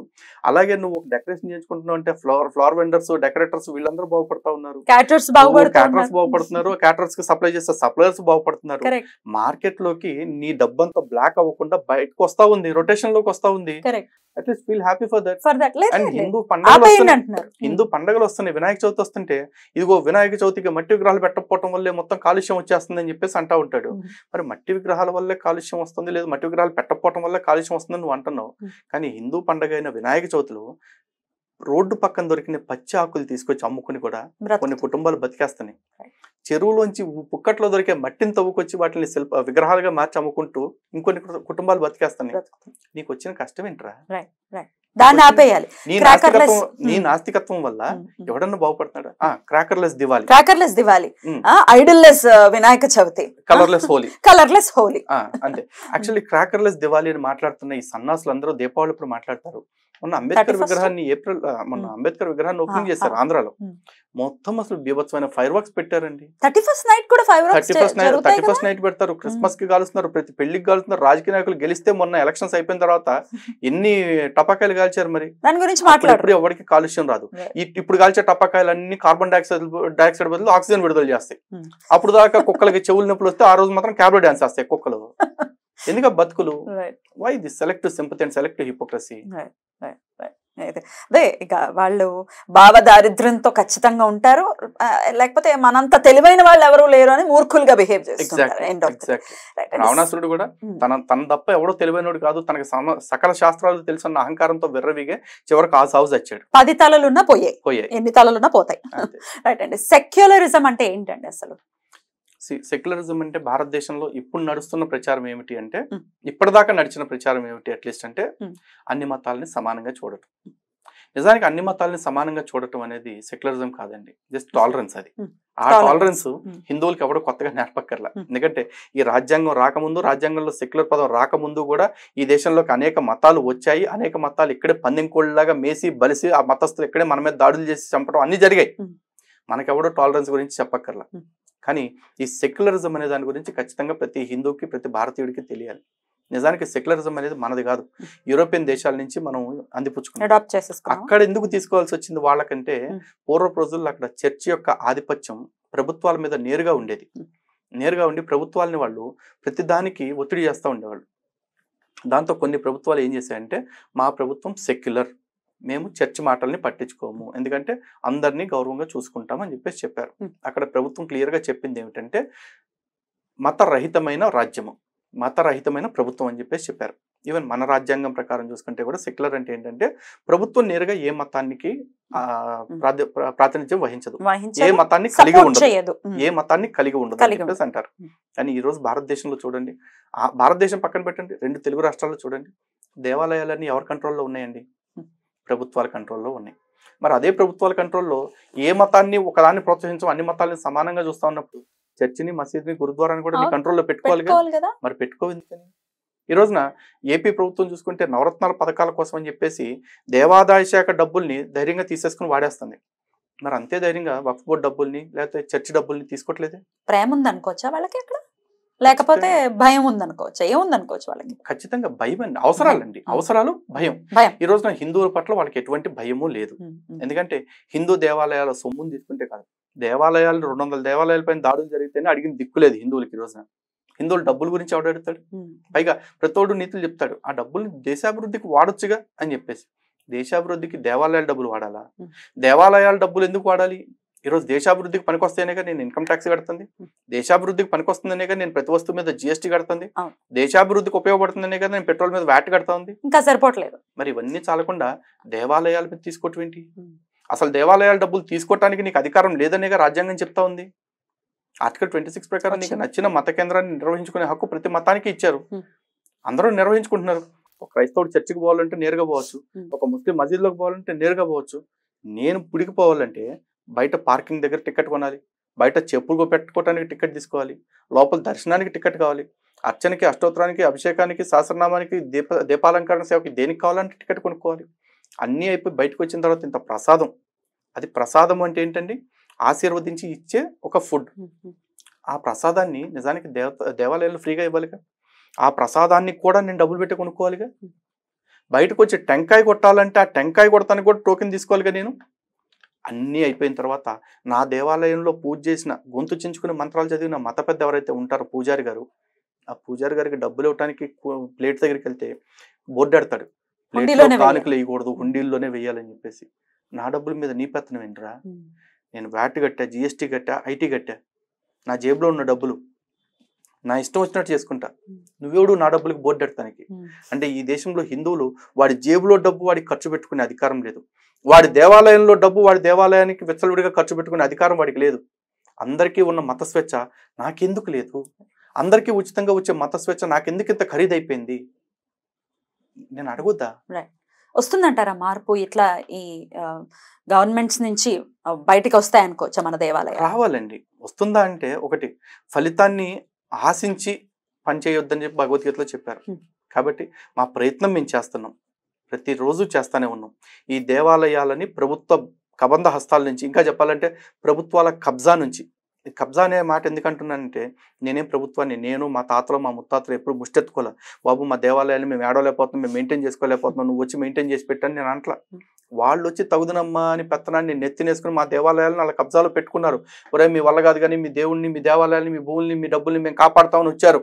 కానీ 4.5 లక్షల ఎకరాలు ఉండాల్సిన దేవాలయాల భూమి ఈరోజు 50,000 ఎకరాల లోపు వచ్చేసింది. 4 లక్షల ఎకరాలు అన్యాక్రాంతం అయిపోతుంటే కాపాడలేని ముండమోపులు ఇంకా నా దేవాలయాన్ని కాపాడతారంటే నేను ఎట్లా నమ్ముతానండి? నాకు నమ్మకం లేదు. అందుకే కనీసం ఇప్పటికున్న స్థితికైనా సరే నా దేవాలయాన్ని నాకు అప్పచెప్పండి అని అడుగుతున్నాం. నా దేవాలయాన్ని నాకు అప్పచెప్పే దమ్ము, నిజాయితీ మీకు లేకపోతే అట్లీస్ట్ దేవాదాయ శాఖ ఏర్పడినప్పుడు ఆస్తులు ఎంత ఉన్నాయి, ఇప్పుడు ఆస్తులు ఎంత ఉన్నాయి దేవాలయాలకి అనేది ఒక సిటిజన్ చార్టర్ పెట్టండి, ఒక వైట్ పేపర్ రిలీజ్ చేయండి. లేదు, మాకంటూ ఈ దేశంలో ఏ జవాబుదారీ వ్యక్తి లేడండి. మేము అందుకని బాధపడుతున్నాం, ఫైట్ చేస్తూ ఉన్నారు. రైట్. ఇక సెక్యులర్ గురించి మాట్లాడుకుంటే, సెక్యులర్ అనిపించుకోవటం కోసం, అసలు సెక్యులర్ అంటే ఏంటో తెలియని వాళ్ళు కూడా హిందువుల్ని వ్యతిరేకించడమే సెక్యులరిజం అనుకుంటూ పరాయి వేరే ధర్మం వాళ్ళని సపోర్ట్ చేస్తూ, ఇప్పుడు ఇక్కడ ఈ అన్యాయం జరిగిందంటే మరి ముస్లిమ్స్కి అన్యాయం జరగలేదా, క్రిస్టియన్స్కి అన్యాయం జరగలేదా అని మాట్లాడుతుంటారు. మళ్ళీ వీళ్ళు సెక్యులర్ అని చెప్పుకుంటుంటారు. దీన్ని ఎట్లా చూడొచ్చండి? ఫస్ట్ ఆఫ్ ఆల్ చెప్తున్నా కదండి, సెక్యులర్ అనే ఒక పెద్ద భూత పదం ఏదైతే ఉందో ఆ భూత పదం పోవాలి రాజ్యాంగం నుంచి. కారణం ఏంటంటే ఈ మధ్య చాలా మంది హిందువులు పైచికారులు ఉన్నారు. వాళ్ళు చెప్తా ఉంటారు మేము సెక్యులర్ హిందూస్ అని చెప్పేసి. నిజానికి సెక్యులర్ అనే దానికి ప్రాంప్ట్ మీనింగ్ నేను చెప్పాను కదా, మతరహితమైన. మరి మతరహితమైన హిందువేంద్ర, నీ ఐడెంటిటీనే నువ్వు హిందువు కదా. అదేదో సినిమాలో పాట పాడతాడు అండి, మా బాబు పుట్టాడు నాన్న లేకుండా అని చెప్పేసి. ఏంది ఇది అసలు? నాకు మతం లేని హిందువుని ఏంటి అసలు దరిద్రంగా? Hindu it self is your nationality, Hindu it self is your identity. దాన్ని కాపాడుకోవాలిగా. ఎవడో వచ్చి I'm secular Muslim, I'm secular Christian అనే మాట అనమనండి చూస్తా. ఎవరికి లేని పైత్యం హిందువులకి ఎందుకు వచ్చింది? అది పోవాలి. దాన్ని మేము కోరుకుంటా ఉన్నాము. అండ్ మోర్ ఓవర్ సెక్యులరిజం విషయానికి వచ్చేస్తే అన్ని మతాలని సమానంగా చూడటం అనేది సెక్యులరిజం కాదు. ఈ రోజున సెక్యులరిజం విషయంలోకి వచ్చేస్తే చాలా మంది అంటూ ఉంటారు, భారత రాజ్యాంగం మాకు హక్కు ఇచ్చింది మత ప్రచారం చేసుకోవడానికి, అచ్చూసిన ఆంబూతుల్లాగా తిరిగి ఎవరిని పడతాను మతం మార్చడానికి హక్కు ఇచ్చింది అంటారు. ఎవడండి రాజ్యాంగం చెప్పింది? రాజ్యాంగం కంటే ముందు కూడా కొన్ని వేల సంవత్సరాల క్రితమే ఆదిశంకరాచార్యుల వారు తన చర్చల ద్వారా ఎంతో మందికి తన సిద్ధాంతాన్ని చెప్పి, మిగతా వాళ్ళ సిద్ధాంతాలని తప్పులుంటే ఖండించి, అవైదిక మతాలన్నింటినీ దీనిలో విలీనం చేసి వాళ్ళందరినీ మతం మార్చారు. అప్పుడు కూడా మత మార్పిళ్ళు ఉన్నాయి, కానీ సైద్ధాంతికంగా ఉన్నాయి. కానీ ఈ రోజున భారత రాజ్యాంగంలో ఆర్టికల్ 25 ప్రకారం నీకు నచ్చిన మతాన్ని పాటించుకోవచ్చు, ప్రకటించుకోవచ్చు, ప్రచారం చేసుకోవచ్చు అని చెప్పింది మాత్రమే పట్టుకుని అచ్చూసిన ఆంబోతుల్లా తిరుగుతున్నారే. ప్రతి ఫండమెంటల్ రైట్ వెనకాల కూడా రీజనబుల్ రెస్ట్రిక్షన్స్ ఉన్నాయి. అదే రాజ్యాంగం కూడా చెప్తా ఉంది. ఆర్టికల్ 25 దేని గురించి చెప్తా, ఆర్టికల్ 25(1) ఏం చెప్తుంది? రెస్ట్రిక్షన్ గురించే చెప్తుంది. అందులో freedom of conscience, public order, health and morality గురించి చెప్పారు. అవి ఏమన్నా పట్టించుకున్నారా? అచ్చోసిన ఆంబోతులు పెట్టినట్టు ఎవడు పెడతాడు? సువార్త స్వస్థత సభలను పెట్టేసి నేను దెయ్యాన్ని వదిలిస్తా, రోగాలు వదిలిస్తా, కొబ్బరి నూనెలు అమ్ముతా, ఖర్చీఫులు పెడతా అని చెప్పేసి అంటున్నాడు. ఎవడన్నా ఒకడు వచ్చేసి ఒరే నువ్వు రాజ్యాంగ విరుద్ధంగా సభలు పెడుతున్నావు కాబట్టి సుమోటోగా నీ మీద కేసు పెడుతున్నావు అని వచ్చాడు. అటువంటి వేళ మీద సెక్షన్స్ కూడా పెట్టడం కోసం 1954 drugs and magical remedies act, drugs and cosmetics act లాంటివి ఉన్నాయి, కఠినమైన చట్టాలే ఉన్నాయి. మరి ఆ చట్టాలన్నీ ఎందుకు పనిచేయట్లా? పోనీ ఆ చట్టాలని రద్దు చేసేసాము, క్రైస్తవులు విచ్చలవిడిగా కొబ్బరి నూనె అమ్ముకోవచ్చు అని చెప్పేసి చెప్పండి ఒకటి. అవి కూడా చెప్పరు, ఇవి చెప్పరు. కానీ హిందువుల కాడికి వచ్చేపాటికి మాత్రం ప్రతిదీ రెస్ట్రిక్షన్. మేము ఒక మీటింగ్ పెట్టుకోవాలి, మీటింగ్ కాదండి, అరే వినాయక చవితి మండపం పెట్టుకోవాలంటే కూడా మేము పర్మిషన్లు తెచ్చుకోవాలి, పోలీస్ డిపార్ట్మెంట్ నుంచి, ఫైర్ డిపార్ట్మెంట్ నుంచి, అందరి నుంచి పర్మిషన్స్ తెచ్చుకోవాలా? ఈ దేశంలో ఎవరికి అందరికీ ఉన్న మత స్వేచ్ఛ మాకెందుకు లేదండి? మాకు మాత్రం మా స్వేచ్ఛ వెనకాల ఎందుకు ఇన్ని రెస్ట్రిక్షన్స్, ఎందుకు ఇన్ని కండిషన్స్? ఇక హిందూ జనశక్తిలో జాయిన్ అవ్వాలి అని అంటే ఏంటండి ప్రొసీజర్ ఏంటి? ఇంతకు ముందు మేము సభ్యత్వాలు పెట్టేవాళ్ళము, అట్లా ఉండేదండి. కాకపోతే ఈ రోజున సంస్థలు చాలా పెరిగిపోయినాయి, అందరూ పెరిగిపోయారు. అయితే ఈ సంస్థలు అన్ని పెరిగిపోయిన తర్వాత పర్టికులర్ గా నేను ఒక సభ్యుడిని నా దగ్గర కార్యకర్తగా చేసుకుని నా దగ్గర ఆపేసుకుంటుంటే తెలియకుండా, అంటే మిగతా వాళ్ళ గురించి చెప్పాలి నేను, బట్ అందరి గురించి చెప్పి వాళ్ళని బాధ పెట్టడం కంటే నా గురించి నేను చెప్తాను. నా సంస్థ కార్యకర్తగా చేరి వేరే వాళ్ళు ఎవరైనా కార్యక్రమం చేస్తున్నప్పుడు నా కార్యక్రమం అదే రోజు ఉన్నప్పుడు ఏది బెటర్ అని చూస్ చేసుకుని అటు వెళ్ళాలి అనుకోండి, నా దగ్గరికి రాకుండా అటు పోతే నాకే బాధేస్తా ఉంది. నా కార్యకర్త ఆటోమేటిక్గా తెలియకుండా ఒక పాజిటివ్నెస్ వస్తుంది, నేనే రెస్ట్రిక్ట్ చేస్తాను. మన కార్యక్రమం ఉంది కాబట్టి మనదే టాప్ ప్రయారిటీ అని చెప్పేసి. కానీ నిజానికి మనకంటే కూడా అది టాప్ ప్రయారిటీ కార్యక్రమం అయితే కనుక వీడు ఫ్రీగా అటే వెళ్ళే పరిస్థితి ఉండాలి. కాబట్టి దాంతో నేనే పర్టికులర్ గా ఈ సభ్యత్వాలు, ఈ జాయినింగ్స్ అన్ని ఆపేశాను. ఈ రోజు నాకు ఏదైనా కార్యక్రమం అవసరం అయితే కనుక ఏ సంస్థ సభ్యుడైనా సరే నేను అందరినీ కూడా నిరభ్యంతరంగా పిలుస్తున్నాను. నా కార్యక్రమం ఉంది రండి, నాకు మీ అందరు సపోర్ట్ కావాలని నేను అడుగుతున్నాను. అలాగే ఎవరికైనా వేరే వాళ్ళ కార్యక్రమం ఉంది అంటే నాకు ఒకవేళ వాళ్ళ కార్యాచరణ కార్యక్రమం నచ్చితే కనుక ఆ కార్యక్రమం ఉందంట అటు వెళ్ళండి అని చెప్పి నాకు తెలిసిన వాళ్ళందరికీ నేనే చెప్తా ఉంటాను అంతే. ఎందుకంటే ఇక్కడ సంస్థ ఇంపార్టెంట్ కాదు, సమస్య ఇంపార్టెంట్. ఆ సమస్యల మీద ఫైట్ చేయాలి, సంస్థల కోసం కాకుండా అనేది నా టార్గెట్. అందుకని నేను రీసెంట్ గా ఒక 3 years నుంచి కూడా సభ్యత్వాల జోలికి వెళ్ళట్లేదు. అసలు ఆల్రెడీ ఉన్న వాళ్ళు ఉన్నారా? ఉన్నారు. ఎంతమంది ఉన్నారు ఇప్పుడు? ప్రస్తుతం 7,000 మెంబర్స్ ఉన్నారు. ఓకే, ఇక దేవుడు లేడు అని అంటూ ఉంటారు చాలా మంది ఈ సోకాల్ హ్యూమనిస్టులు. దేవుడు లేడు, అసలు లేడు కాబట్టి చూపించు మరి, దేవుడు ఉంటే చూపించు అని చాలా ఇట్లా అడమెంట్ గా క్వశ్చన్ చేస్తుంటారు. ఎట్లా చూస్తారు ఆ క్వశ్చన్స్? అదే నాకు అర్థం కాదండి. కాదండి, ఇప్పుడు ఇందాక చెప్తున్నాక కొంచెం నా భాష మీకు అభ్యంతరకరంగా మీరు ఫీల్ ఫ్రీ, మీరు ఎలా అయినా మాట్లాడచ్చు. ఈ బొచ్చుగాడు ఎవడని దేవుడు ఇడికి వచ్చి ఆచరించుకోవాలండి. పరమ భాగవతోత్తములైన నరనారాయణులు, ప్రహ్లాదుడు, ధ్రువుడు వీళ్ళే సంవత్సరాలు వేల సంవత్సరాలు తపస్సులు చేస్తే గాని కొంతమందికి సాక్షాత్కారం లభించింది, కొంతమందికి లభించలేదు కూడా. అలాంటిది ఈ కోన్కిస్క గొట్టంగాడు ఎవడో వచ్చేసి దేవుడు ఉన్నాడో లేడో నాకు నిరూపించుకోమని దమ్ముంటే కనపడమని అనగా దేవుడు పంచా కట్టుకుని బాబు పలానా బాబుగాడు ఎవడు నమ్మట్లేదంట అని చెప్పేసి ఆడి దగ్గరికి వస్తాడా? ఆడు ఎదవ కాబట్టి ఆడి బతుకుతున్నాడండి. వాడి దగ్గరికి దేవుడు వచ్చి నిరూపించుకోవాల్సిన కర్మ ఏంటి? 4 రోజులు పోతే ఆడే కుక్క సాగు తెచ్చి దేవుడి దగ్గరికి వెళ్తాడు. ఎట్లాగూ ఈడ నెలకాలం బతుకుతాడా? ఈడ నమ్ముతున్న సైన్స్ అడ్డం పెట్టుకుని ఆయన ఒక 1000 ఏళ్ళు బతకమని చెప్పండి. ఈ ముండగా చేత కాదు. వీడికి దేవుడు వచ్చి అటెండెన్స్ ఎంచుకోవాలి. వీడి ముందు ఎవడు నమ్మినా నమ్మకపోయినా, ఎవడికి నచ్చినా నచ్చకపోయినా ఏదో ఒక పేరుతో ఉన్న భగవంతుడనే శక్తి దగ్గరికి ఒకనాడు ఈడు పోయి నిలబడాల్సిందే. దేవుడు ఉన్నాడు, ఆ రోజు ఆడికి తెలుస్తుంది. కాకపోతే ఆడు మళ్ళీ తిరిగి భూమి మీదకి వచ్చి నేను దేవుడిని చూశాను ఆడు చెప్పుకోలేడు. ఇది కలి ప్రభావం అంతే. అప్పుడు దేవుడు ఉన్నాడు అని నమ్మితే దెయ్యం కూడా ఉందని నమ్మాల్సి ఉంటుందా? దేవుడు ఉన్నాడు అని నమ్మిన తర్వాత దెయ్యం ఉంటుంది అని ఎందుకు అనుకుంటామండి? దెయ్యం లేదు. సనాతన గ్రంథాల్లో అయితే అట్లీస్ట్ ఎక్కడ లేదు. సనాతన ధర్మంలో ఉన్నది 3: ప్రకృతి, జీవాత్మ, పరమాత్మ. ఈ జీవాత్మ బతికున్నంత కాలం ఒక శరీరాన్ని ధరించి ఉంటుంది. ఆ శరీరం ద్వారా ధర్మార్థ కామ మోక్షాలు అనుభవిస్తుంది. అనంతరం శరీరాన్ని విడిచిపెట్టేసి ఊర్ధ్వలోకాలకు వెళ్ళిపోతుంది. అంటే చేసుకున్న కర్మానుసారం బట్టి మంచి అయితే మంచి లోకాలు, చెడు అయితే చెడు లోకాలకు వెళ్ళిపోతుంది. కానీ దెయ్యం అనే కాన్సెప్ట్ ఎక్కడి నుంచి వచ్చిందండి? ఈ 2 పాషండ మతాల కాన్సెప్ట్ లో ఉంది. అంటే చచ్చిపోయిన తర్వాత ఆ మనిషికి తీర్పు ఎప్పుడు తీరుస్తాడంటే చచ్చిన వెంటనే పరలోకానికో లేకపోతే జన్నత్కో పట్టుకుపోయి ఒరే నువ్వు మంచి పని చేసావు, నువ్వు చెడ్డ పని చేసావు అని చెప్పి లెక్క ఉండదు. యుగాంతం నాటి దాకా ఆడి శవం ఆ పెట్టులో మగ్గుతా ఉంటే ఆడ ఆత్మ అక్కడక్కడే చక్కర్లు కొడతా ఉంటుంది.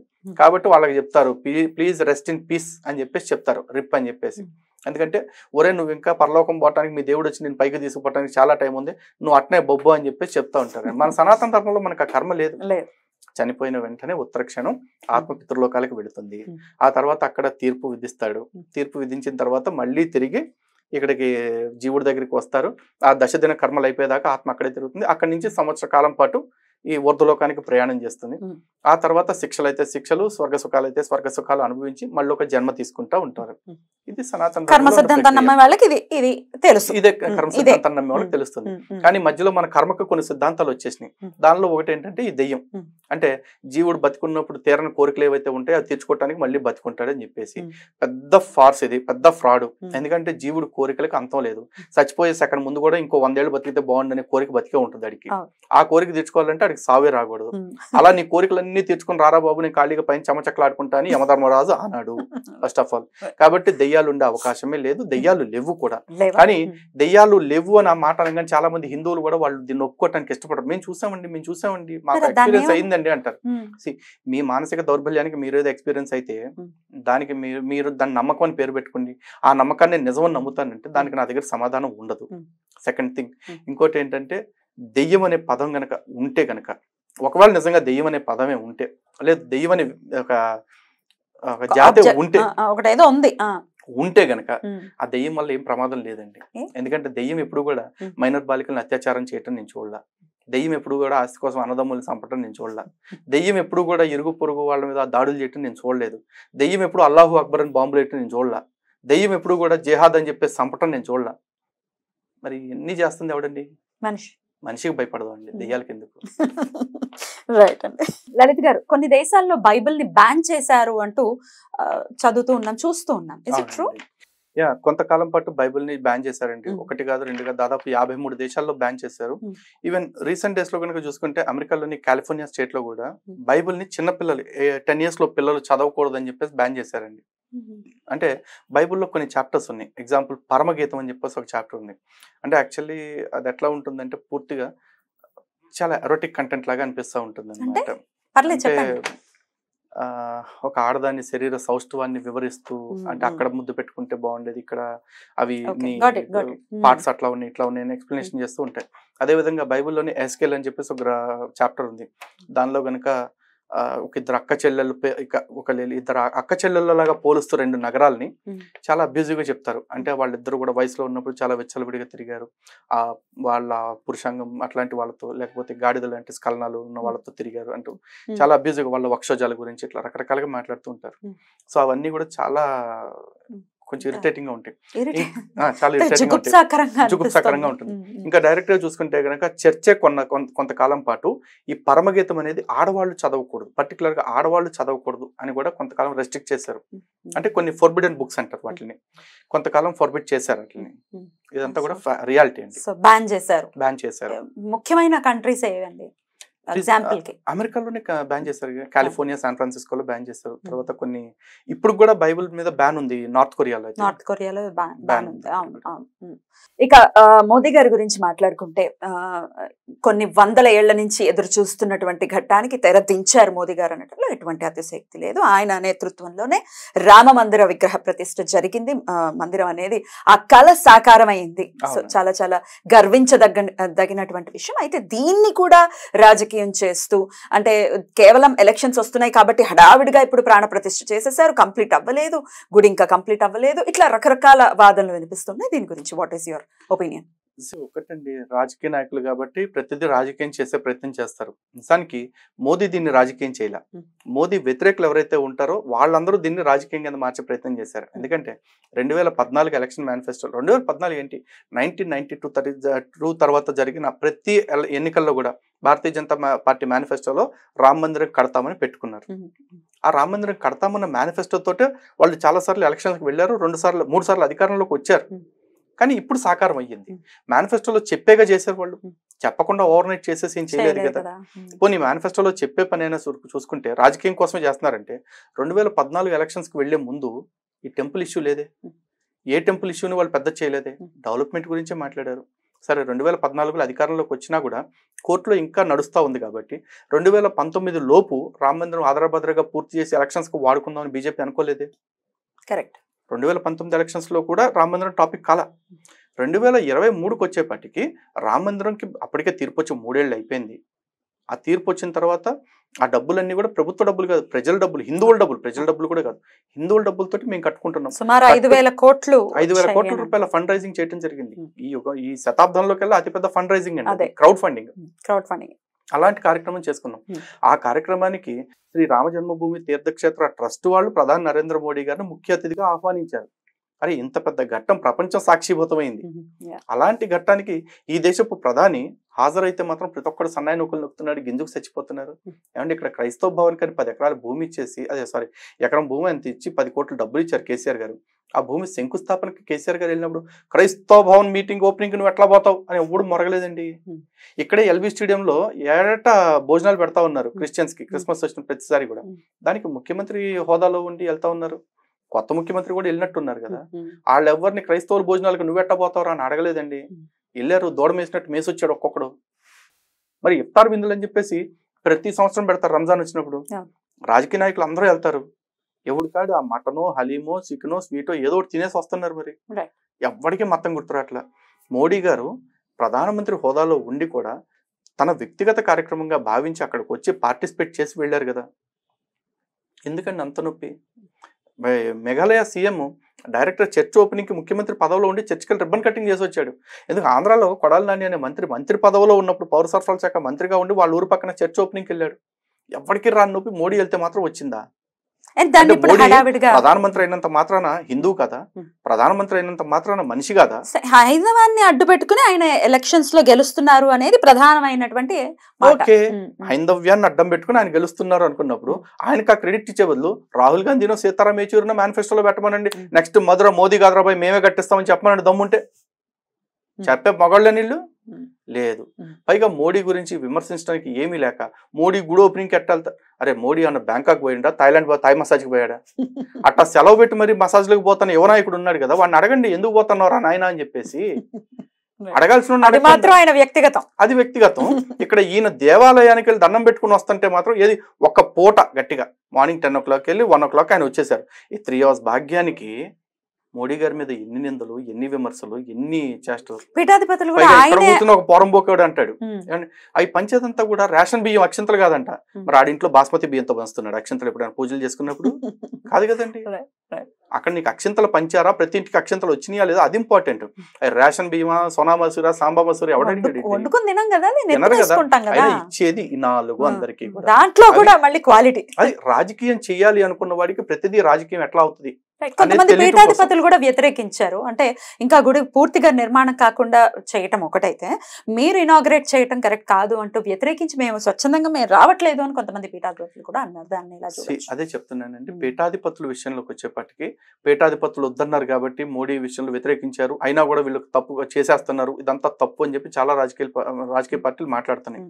ఓకే, ఈ రోజు పీఠాధిపతులు మోడీ విషయంలో మాట్లాడారు, కాసేపు ఒప్పుకుందాం. మరి ఇదే పీఠాధిపతులు గత 100 సంవత్సరాలుగా సనాతన ధర్మాన్ని కాపాడటం కోసం చాలా మాటలు చెప్తున్నారు. మరి అప్పుడిప్పుడు వీళ్ళందరూ కూడా పీఠాధిపతులు చెప్పినట్టు విందాము అని చెప్పి ఎందుకు చెప్పట్లేదు రాజకీయ నాయకులు? అంటే మోడీకి వ్యతిరేకంగా మాట్లాడారు కాబట్టి మీకు పనికి వస్తుంది కాబట్టి పీఠాధిపతులు చెప్తే ఆగిపోవాలి.